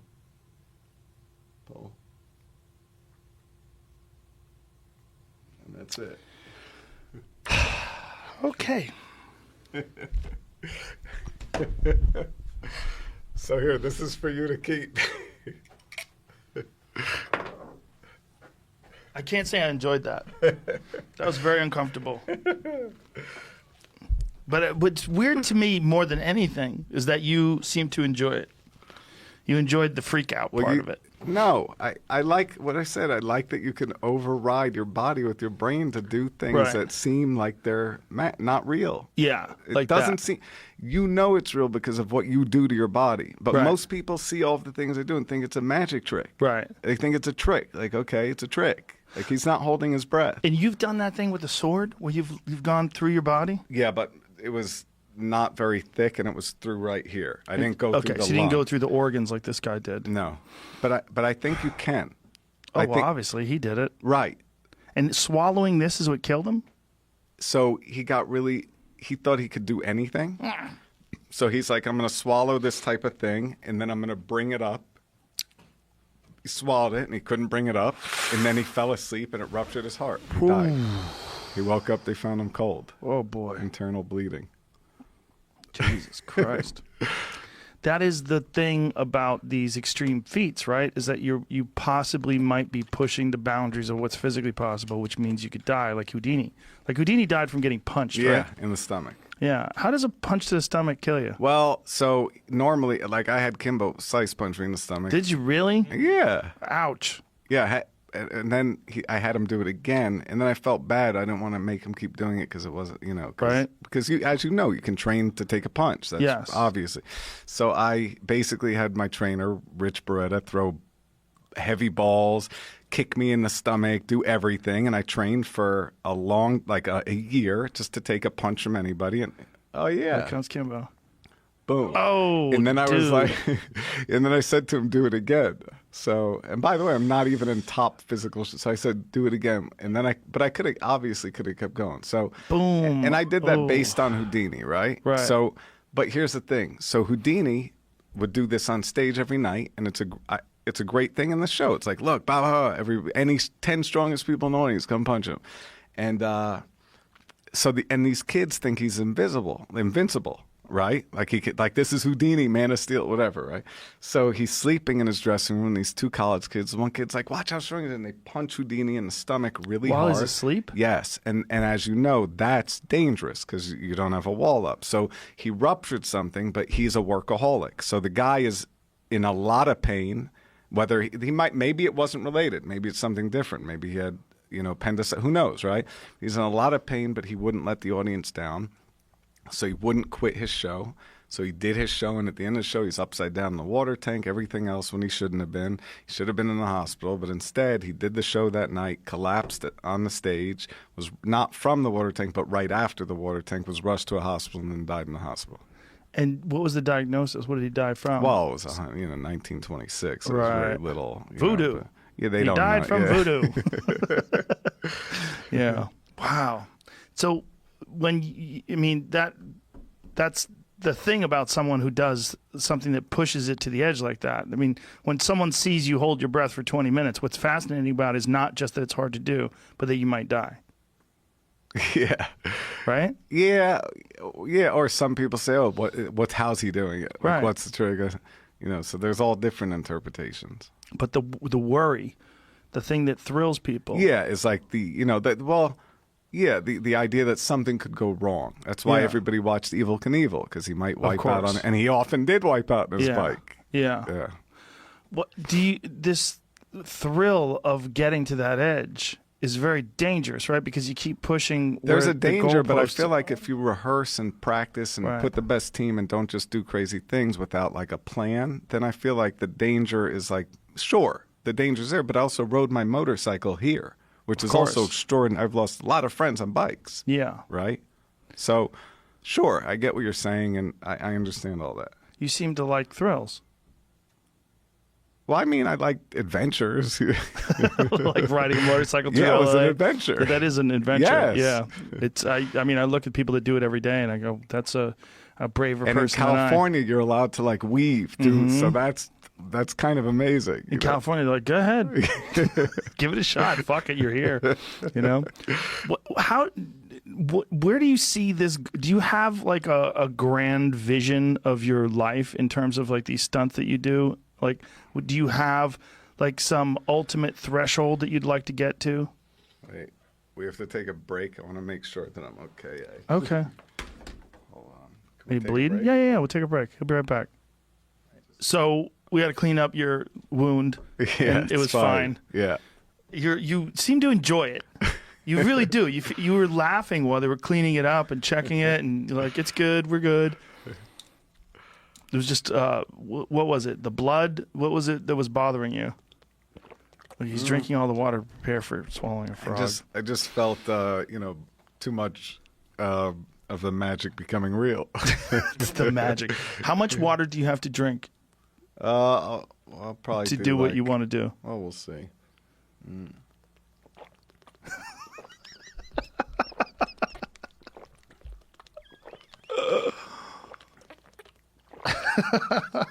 What's up?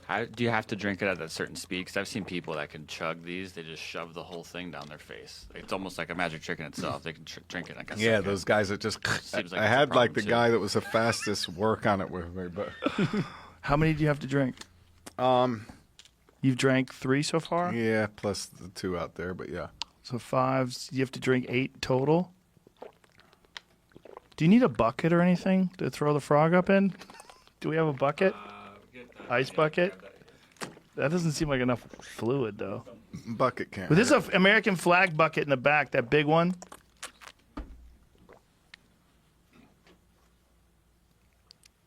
Oh, perfect. Oh, look at that. How convenient. This poor frog has no idea. He's a magical frog. How do you know he's real? He's real. Well, you don't know. That could be a magic trick. Well, if it is, it's amazing. You should sell these to people that don't want biological frogs, because that's a fucking live frog.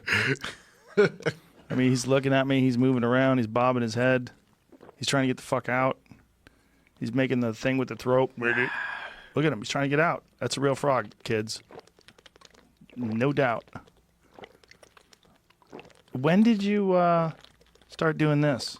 The frog thing. Is that enough? What if it overflows? There was a guy called the Human Aquarium, and so the thing about most of the acts that I'm doing, by the way, like night after night, usually the people that did them, it was like their one act. So there was one guy called the Human Aquarium, and he was a guy that could swallow frogs and bring them up. But he would do it. You'd see him swallow them, and then you'd see him bring them up. So it wasn't magical. It was like a skill set. I would. Right. Usually what I would do is I'd put them in my stomach, keep them in there for like 2 hours, and then bring them up and freak you out, right? You see? Right. And I'd have a gallon of water in my stomach, so I have an aquarium. I have baking soda, gets rid of the acid, no food, 36 hours. And then once I drink this, we're at a gallon. We're at 4 liters, so just under a gallon. So did you not eat for 36 hours in preparation for this? Yes. That's a lot of not eating for this poor frog's worst moment of his life. This poor little dude, Jamie. Just in case you don't think he's real. He's real. Oh, there's more than one in there. No, that's just him. It's just an illusion. I thought there was a little one in there. That's a decent-sized frog, too, by the way. You wouldn't want to swallow a frog that large. Mark Twain has a quote. He says, "Eat a live frog first thing in the morning, and nothing worse can happen for the rest of your day." By the way, back to the James Nestor book, the one I was Yes. saying, Deep. There's something he talks about that's really amazing, which is in one of my favorite parts in there. He talks about how coral communicates. Can I read this thing? Sure. Okay. Yeah, sure. So he talks about, it's one of my favorite things that he talks about. It's so amazing. So let's see, where Deep. Okay, so I have like a bunch of notes. What app are you using to read from? iBooks, just because you could keep all the books there. And you highlight things Yeah. with iBooks? Yeah, of course. I didn't know you could yeah, highlight things. Yeah. And then you keep all of your books here. Right. Oh, right no, here. I do that on my phone, but I Yeah. didn't know you could highlight. So, I rarely read on the phone, too. I usually use the Kindle. yeah, But I only use, this is the thing I like live by. So it's like ruined my life, but also had it helped it somehow, I guess, some way. Let's see. Hold on, it'll take me a second to pull it up. I just like the Kindle because it looks like paper. You know, the paper white ones? Yeah, And they're easier on the eyes. This Yes, is that's what I'm tricky on saying. the eyes as well. Okay, so can I just read Sure. it out loud? Yeah. Okay, so it's part of what the Aquanauts on Aquarius are trying to find out. They're also trying to crack the more mystical marine riddles, like the secret behind corals' telepathic communication. This is so crazy when he writes it. Every year, on the same day, at the same hour, usually within the same minute, corals of the same species, although separated by thousands of miles, will suddenly spawn in perfect synchronicity. The dates and times vary from year to year for reasons only the coral knows. Stranger still, while one species of coral spawns during 1 hour, another species right next to it waits for a different hour or a different day or a different week before spawning in synchronicity with its own species. Distance seems to have no effect. If you broke off a chunk of coral and placed it in a bucket beneath a sink in London, that chunk would, in most cases, spawn at the same time as other coral of the same species around the world, which is crazy. Like, you could take a piece of coral, break it off, put it in London, and another coral of the same species will, in synchronicity, spawn at the exact same time. And they have no idea why. The synchronous spawn is essential for coral survival. Coral colonies must continuously expand outward to thrive. To remain healthy and strong, they must breed outside of their gene pool with neighboring colonies. Once released to the surface, the coral sperm and eggs have only about 30 minutes to fuse. Any longer, and the coral eggs and sperm will either dissipate or die off. Researchers have found that if the spawning is just 15 minutes out of sync, coral colonies' chances of survival are greatly reduced. Coral is the largest biological structure on the planet and covers 175,000 square miles of the seafloor, and it can communicate in a way far more sophisticated than anyone ever thought. And yet coral is one of the most primitive animals on Earth. Coral has no eyes, no ears, and no brain. Isn't that crazy? That's insane. Yeah, that's what I thought it was. But it's fascinating too that they just have no idea why or how. I mean, what's the mechanism for their communication? The fact that if something's under a sink in London and it syncs up with coral of the same species on another side of the planet, like what is happening? I think like one of the most futuristic minds of our lifetimes is Jim Cameron. I think like Avatar and Terminator 2 and like the machines taking over. I think he's like I think we're gonna look back and be like, wow, he really predicted a lot. He knew some shit. The trees all communicating with each other. Yeah. Well, have you read about the mycelium and the fungus underneath the soil that actually the trees utilize it through their root structures and they communicate through that? Yeah, there's some sort of a mycorrhizal relationship that fungus has with these trees, and they actually somehow or another communicate through each other as well. They're like using the soil, like this. That's crazy. Yeah, we think of soil as being dirt, right? But there's life in there. Yeah, all sorts of biological life living in that soil. And, and these trees and different plants actually, through their root structure, communicate and use the fungi that live in the soil. And it's very, very... Paul Stamets, who's a wizard when it comes to mycology and talking about fungus, and he's got some amazing work that he's done just his whole life studying mushrooms. And it's like so advanced. When he talks to you about it, like you just really get this feeling like there's something going on that we don't totally understand. Like the largest animal, like fungus is kind of an animal. It breathes oxygen, and it breathes out carbon dioxide. So that's crazy. I didn't even know that. Yeah. So the relationship that mushrooms have with the earth is in some ways more similar to us than it is to plants, because plants are breathing in carbon dioxide, obviously, and breathing out oxygen. So fungus we're closer to fungus. Yeah. Then they're living with these things, and there's a group of fungi, I guess, in the Pacific Northwest. It's the largest living creature, other than, I guess, like biological organism you'd say was a coral reef. But there's something in the Pacific Northwest that's fucking enormous. And it's just one interconnected mushroom structure. Wow. It's very heavy. Yeah, and obviously the right ones can bring you to God.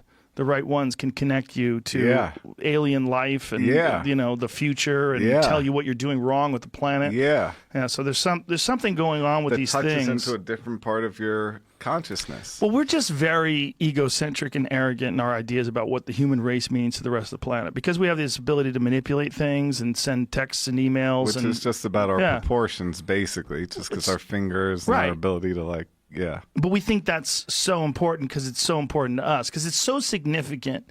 Like the ability to watch a television show or not be able to, the ability to fly in a plane or not. Those things are so significant that we think of them as being the most significant things in the world. But meanwhile, there's some animals, like when you see a flock of birds fly in synchronicity in some sort of strange dance, and you're like, how the fuck are they doing that? Yeah. And no one knows. They really don't amazing. know. There's all this guesswork. They're not really sure exactly what's going on. How do they know how to travel thousands of miles every season and go back to the place where they spawned?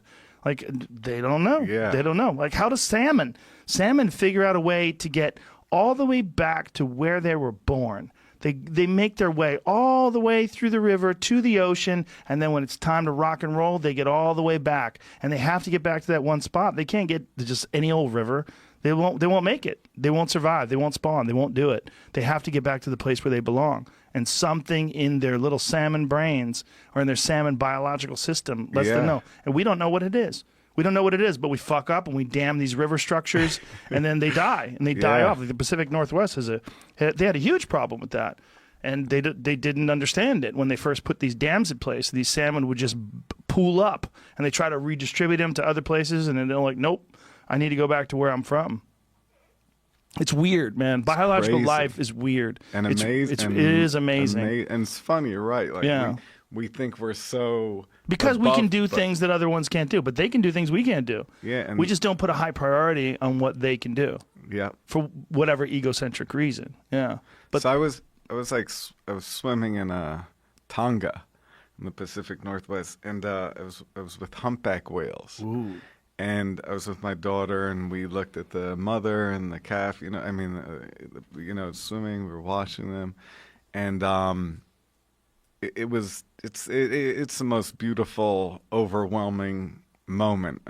I'll show you after some footage of. But then I was alone, and I was like holding my breath and kind of free diving next to them. And when you're not on scuba, it's not. They're happy to be around you. And free diving and swimming with the mother and the baby. And I'm looking at the mother, and I'm certain that she's just looking at me, but in the nicest way. Like, in the most peaceful. It's not like a shark eye that's like, whoa, this thing is like, So I'm like certain that she's like, trying to communicate something like that. So anyway, I'm still on the same breath while I'm communicating. And I go like this. I open my arms up and turn to the mother like this. So as I'm swimming, I go like that. And the mother mimics, the humpback mimics me and turns right towards me and goes like this, right? So now we're swimming together, and I'm like this, like kicking, I had fins on. And the humpback the mother is doing that to me, and I'm swimming in synchronicity with the mother, and the baby's following her. And then as soon as I'm like done from here and I go back down, she goes back down. And it was like I wanted to cry underwater. But yeah, it's like you think like humpbacks, of course, but also their brains are so much bigger than ours. But of course they're so. Yeah, I still have all this water in my stomach, so if I'm gonna do this, I might need to do it. So you need another one of those? What is the reason why you need so much water to do this? Is it so that the frog has a place to be?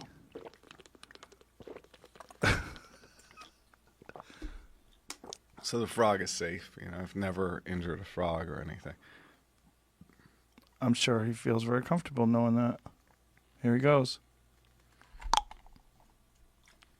Oh, Jesus. Did he hop right out? Yeah. He's like, I know what the fuck is happening here. Oh, hey, buddy. Hold on. Let me just... Okay. So hold on. Okay. I just usually like to give him a little... Get him a little bath. Oh, yeah. A little bit. good. Okay. So this is basically the technique, and I've put up to 10 frogs inside. Look, so he come.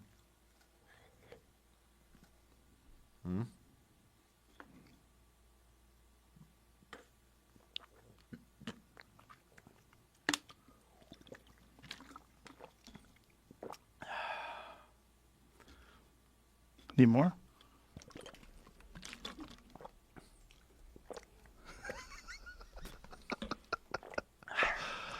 And now we could hang and talk for, you know, as long as So we how long does he stay in there? want. What's the longest you've kept him in there and they live? Like 3 hours or so. And none of them have ever died? Nope. Wow. That's pretty mean. How bad do you have to pee right now on a 1 to 10? Anytime anybody complains about needing to pee, I'm going to show them this video.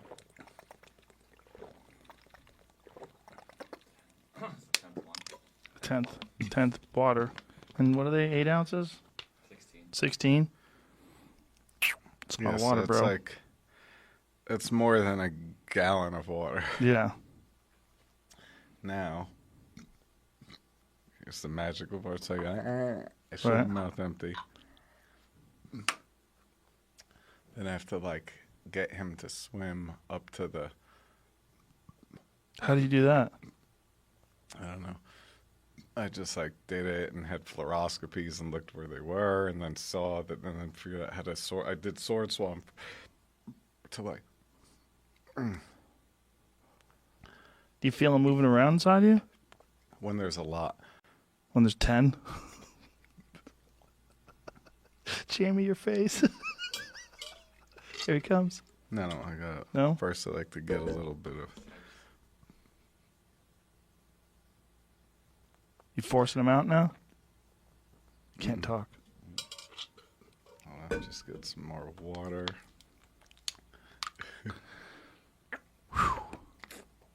When was the first time you did this one?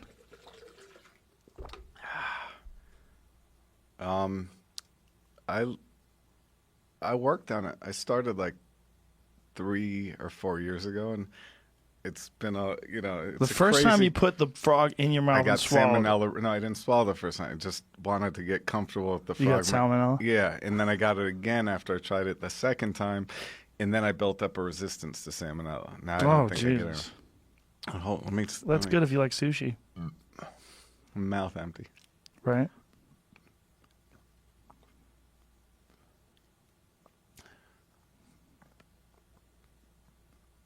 Here he comes.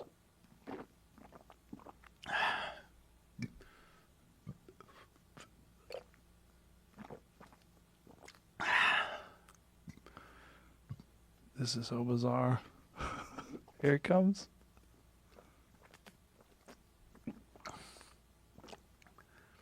It's because I drank so much, so it's like I have to like locate them. You have to locate him. Kind of.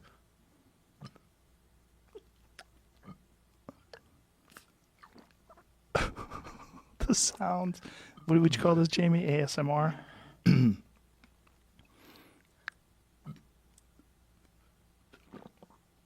This is so strange. So for people that are just listening, I highly recommend you go to the video. 'Cause this You're is- gonna have to condense. It's no, too no, no, great. no, no, no. We're going to keep this up exactly the way it is. People need to see. Oh.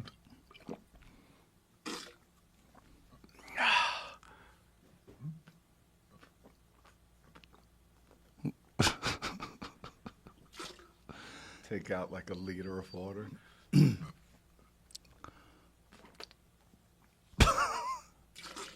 My God. This is so strange. Oh. Oh, you spit on Biggie. It's called the water spout. That's how I usually put out the fire. Oh, my God.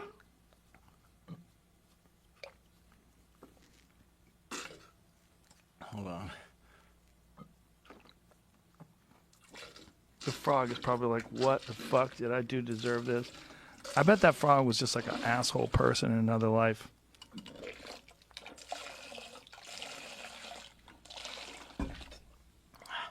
That's Like a lot a gallon of of water. water. Do we need another bucket? Maybe. Go get that plastic bucket in the back.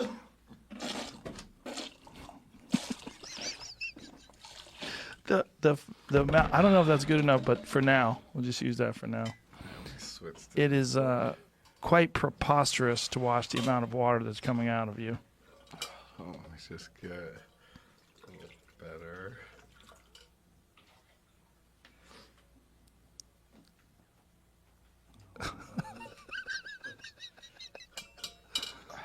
Where's he at right now?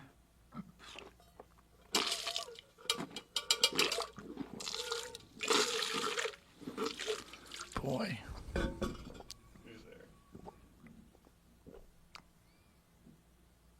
You got him in there? Put him in my hands? Okay. There he is. Oh, boy. Here, Little fella. just watch. Little fella, you've had a rough life. You've had a road. You've had a road, Petty. So that's the frog trick. He's alive. And perfect. Here. Yeah, he seems fine. Oh, don't lose him. I don't want to lose him. Hey, you want to put him back in the jar? We'll give him a big little.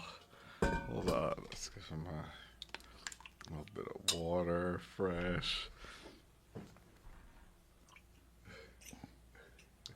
Okay. I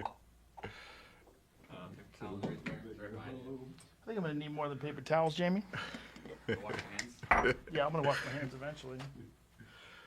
Oh, there is handcuffs here. Oh, you have a pair? Yeah, Jamie. Real ones? I don't know. But is that just coincidental? No. There's a guy, Ed Calderon. He's a guy who used to work with the Mexican police at the border. Let me take a few paper towels too. Oh, come on. And he he brought us some handcuffs to teach us how to get out of them, right? Yeah. Just noticed that they were there. Random. Is That seems planned. Yeah. But that's really, they were just here? He gave them to me, and he gave me like a little tool to show me how to Couple tools. How to what? how to open them. What's this plastic thing I have on? no idea. But he gave you tools to show you how to open them, like how? I don't remember. I'd have to go back and watch the video if I ever get Yeah, caught. if you ever get handcuffed, Yeah. how to get the fuck He out. showed Oh, how like how to, to pick them, you mean? Yeah. how to shove it through the thing to kind of like go past the teeth of the lock to make it open up. So how to pick them. Yes, right? exactly. Is it not going to work? I don't know. What are you trying to do there? Just want to see, like.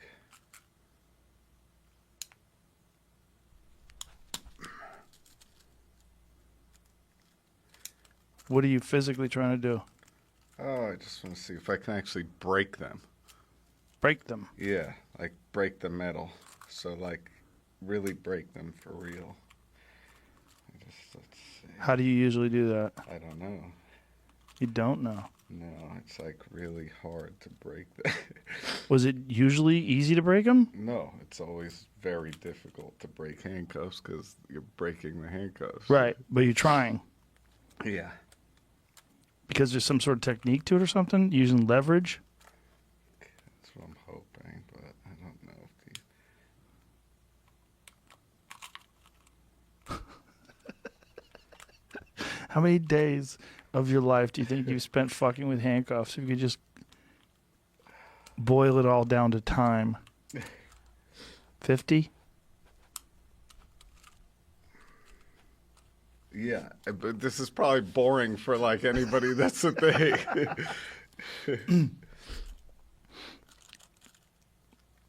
So you're just trying to use the attachment as a leverage Yeah, point. just that yellow thing. Yeah. That thing might be weird, that yellow thing, but yeah, I'm trying to use like it's like What is the yellow thing? I we don't know? know. Oh, this is just how Ed brought them to us.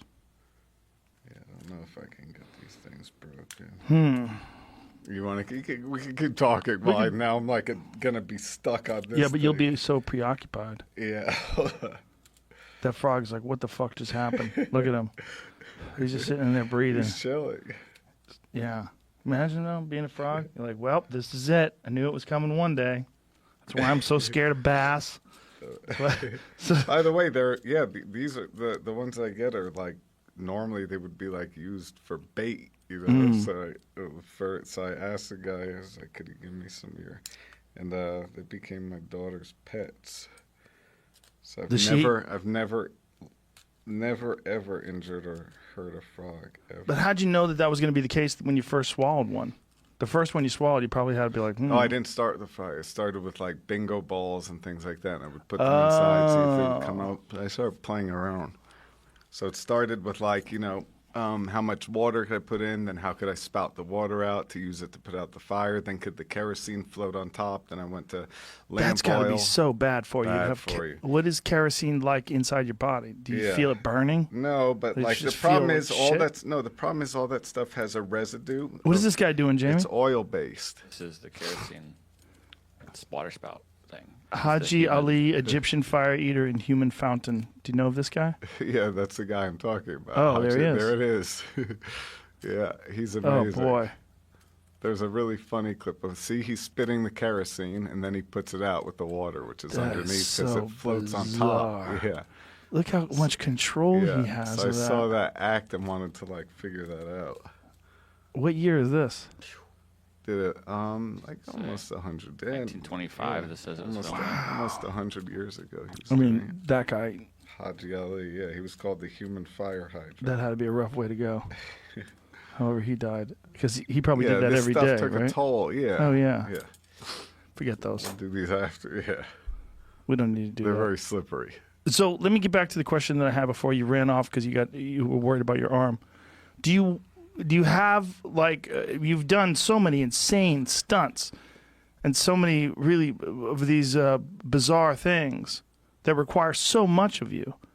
Do you like have a thing in your mind that you have to keep ramping it up, and that do you have a place that you would ultimately like to get to with these things? No, I just constantly like kind of try to figure out like what things have been done in the past historically, and then I try to figure out how to make them interesting, and then I figure out how to make them kind of modern.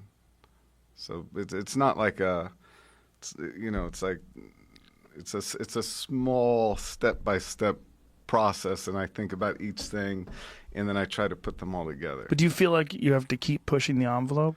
Well, I have like a few things that I've been trying to work on to get to that place. So there is like it's not a push the envelope, it's just I have a bunch of things I've been trying to figure How many out. do you have like on the back burner, in the back of your head? I have two more crazy ones that I'm trying Can you share them? The thing I will tell you is that if you put them all together, the letters all equal out like my name. So that, and that's, yeah. That's all you can say? But yeah, I think I don't want to go too into it. What do you enjoy most? Do you enjoy Because doing I these? feel like if you talk about something too much, and then you talk it away. I understand. Yeah. Yeah. You take away the magic of like what he's gonna do what? Yeah. Like when it gets announced. Yeah. Yeah. Do you enjoy doing these big things, or do you enjoy the live shows, or do you enjoy freaking people out, just random people out with magic? Just like all of it. Like, so it's not like one specific thing. I kind of love doing card tricks. I love doing magic. I love doing things from history. I love looking like the human aquarium guy, the frogs and goldfish and some that came from Houdini writing in Miracle Mongers all about his act. So it's like you look into the history of things that have been done, like Haji Ali, the human fire hydrant, and you find these. There's a great book that Ricky Jay wrote, who's an amazing magician, where he discusses and explains everything. You learn all these things, put them together, and then what I do that Ricky thought was amazing is and insane is like actually take these ideas that seem impossible but magical, and that's what the amazing part is, taking them from a hypothetical image and then learning how to do them. So that's like what's amazing about the whole process to me. And Ricky's book called Learning Pigs and Fireproof, there's so many bizarre but amazing acts that exist in there. So it's like you look at them and you're like, no, that can't be real, but it was real if you believe it was real. How many of you are there out there? Like this must be like I always think of stand-up comedians as being a very small group of people that kind of only understand each other. No, there's a good amount of amazing magicians. How many? Like, 1,000 on the planet? No, there's More? a lot of guys that are Yeah? amazing. Yeah, and there's different categories. But the stuff that you're doing is not just magic. What I'm saying is like this oh, sort of like the crazy, yeah, bizarre, like you're, mixing it all. You're transcending magic into you go into this weird realm of what the I like. fuck Well, the is he thing doing? is, I like to use the body as the prop. So I Yeah, like to I figure get out it. how to do things where like your body is magic, and I think that comes from like I didn't have like. You know, many resources to like, oh, go get, which is lucky because then I was like, okay, so what can I do with like what's around? Okay, an ice pick or a bunch of water or forces you a to be frog industrious, or, and yeah, creative.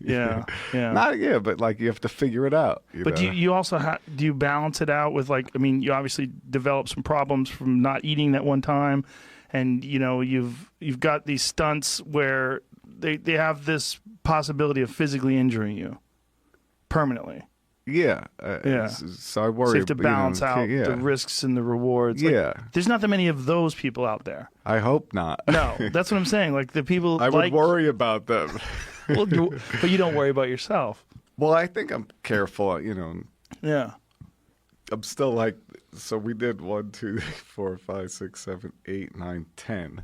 10 So it's bottles. 5 liters basically. So that's like I think that's in one shot. I think that's a record. I don't think I've actually ever done that many. You never drank that much water before? I don't think so. I think I usually cap at a gallon. Well, it's dangerous, right? You can die from drinking too much water. Water intoxication. you mean? Yes. Yeah, but I think that's if you like flush it out too much. But when you combine that with other things, then it's dangerous. So that's Well, kids have done like in like fraternity when they have to do those hazing rituals. Right. They've died from drinking too much water. And there was a woman in San Jose. yeah, it is possible, of course. Water I think it was San intoxication Jose can be where bad. she was on the radio and there was a thing like how much water can you drink, and she wanted to win an Xbox for a kid and she died. Yeah. Yeah. I think that's when your electrolyte levels get messed up. Is that and what it your is? heart stops working. Yeah, because yeah. So your water there's too much water in your system and your body doesn't know what to do with it, and yeah, that makes sense. Yeah. Yeah. And it flushes out and puts the imbalance off on your electrolytes. and So when you do everything. something like this, do you make sure that you consume a lot of electrolytes beforehand because you're No, not because eating? I couldn't eat or do Right. anything if you're going to do the frog. And why is it My important? friend told me, do not do the frog out here. He said, Why it does- sounds gross. I don't want you to have to do that because I'm going to have to listen to it. It definitely does sound gross. But you feel okay after drinking all that water that quickly? Yeah, but I spouted it out. Remember? That's true. That's yeah. right. Most of it, right? There's got to be a lot Yeah, still in which you. was on purpose. Yeah. Jesus. You're a weird man, David Blaine. You really are. That's what I was getting at. Like when I'm saying there's not a lot of people like you out there. I'm glad you're there. I really am. I'm glad you're out there. First of all, because I think you're very entertaining, but also because I love when there's a new type of person that I meet. You know, and I've met a lot of people, but you're in this new like, oh, and then there's this guy. You know, this is like a totally new frequency of human. Or just freak. Take out the Quincy. Both. But I mean, it's a very strange path that you're on.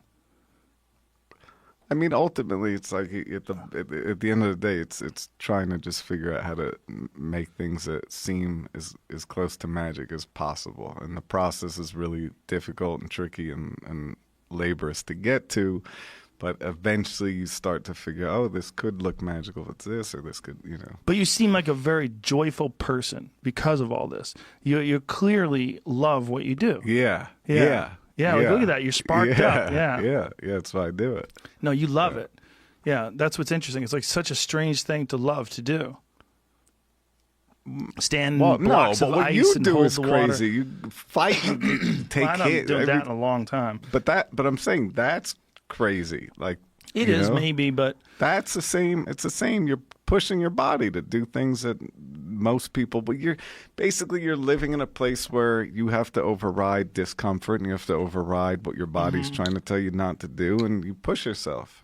You know, and then and it's that whole journey of pushing yourself to do things that you physically don't think you can do, or to set a goal. That's the best part, I think. well, I'm fascinated by people that are really far down on a path. That seems really. Have we ever brought up that woman Stephanie Millinger on the podcast before? I follow her on Instagram, and I know I've posted some of her stuff on Instagram, but she's like a contortionist, and she has like incredible balance and core strength. And she's this very small woman who does insane things with her body. Like she did this one, she's on a handstand and she bends her back so that her butt touches her head. Like her spine is so flexible that you look at some of the things that she does and they don't seem to be like, watch this, look at this. Yeah. Watch how she does crazy. this. And look, and also she's balancing on these posts, right? So but look what she does with her back. Wow. Look at that. That is amazing. Amazing. Yeah. And then she stands with one hand and she by the way, she does this like off the side of cliffs and she's incredible. Like look at the way her body is contorting. Yeah, that's incredible. She's pressing her butt against the top of her head in the craziest way. Like it doesn't seem like a person should be able to do that. And the amount of physical strength that it takes to move your body like this and balance while you're doing it is just, it's the years and the of amount time. Yeah. This is what I'm saying. Like she's so far down the path. See if you can find the one where she bounces on the plates. That one in the middle where you see the plate. Watch this. So she takes this is like a standard Olympic weightlifting plate, right? So she puts it down so it's on its edge, and then she stands it on top of a bar, right? So you got this like this bar that was it's like a small chin-up bar. Balance. Oh yeah. So it's a round thing bouncing on another round thing. That is amazing. And then she lifts her whole body all the way up and over and does a handstand on this fucking thing. I mean, she's amazing. It's unbelievable. And again, always smiling, always like joyful, loves this. But the physical strength that it takes to do something like that and the kind of balance, that's what I'm talking about. Like someone who's on this crazy path where if you asked someone, could someone do that? You'd be like, no, your body doesn't work like that. It's not how body works. But it does. You just have to take these little baby steps for years. And then you look back and you're in a different place. And then also you find a version of it and then you figure out how to make it your own. Yes. So she's like taken something and then made it like a whole new art. Right. Poetic. Yeah. Yeah, or like Cirque du Soleil. Like whenever I go to see, I've seen most of the Cirque du Soleil shows. Every time I go, I'm like, what the how the fuck? How is that possible? What do they do? What are they? They're aliens. Yeah. Like, yeah. But they're on a path. They're just really far down on this path of extreme dedication, extreme focus, and that's what you're doing. You're just doing it with bizarre physical feats and magic. It's very interesting. It's very interesting. I'm really happy that you're around. I really am. I enjoy the fact that a person like you exists. Well, thank you, Jay. And I want to thank you for being here too, man. I really enjoyed the fuck out of it. It's very cool. Very cool to talk to you too. I've been wanting to meet you for a long time. Oh, my pleasure. My honor. Thank you very much. Thank you. So one more time, this will most likely be taking place August 31st, weather Based permitting. on weather, but we will let everybody know. We'll put it on Instagram. We'll put it on Twitter. And if there's any sort of a change, let me know, and we'll let everybody know. Great. All right. Thank you, brother. Appreciate it, man. Thank you, man. Goodbye, everybody.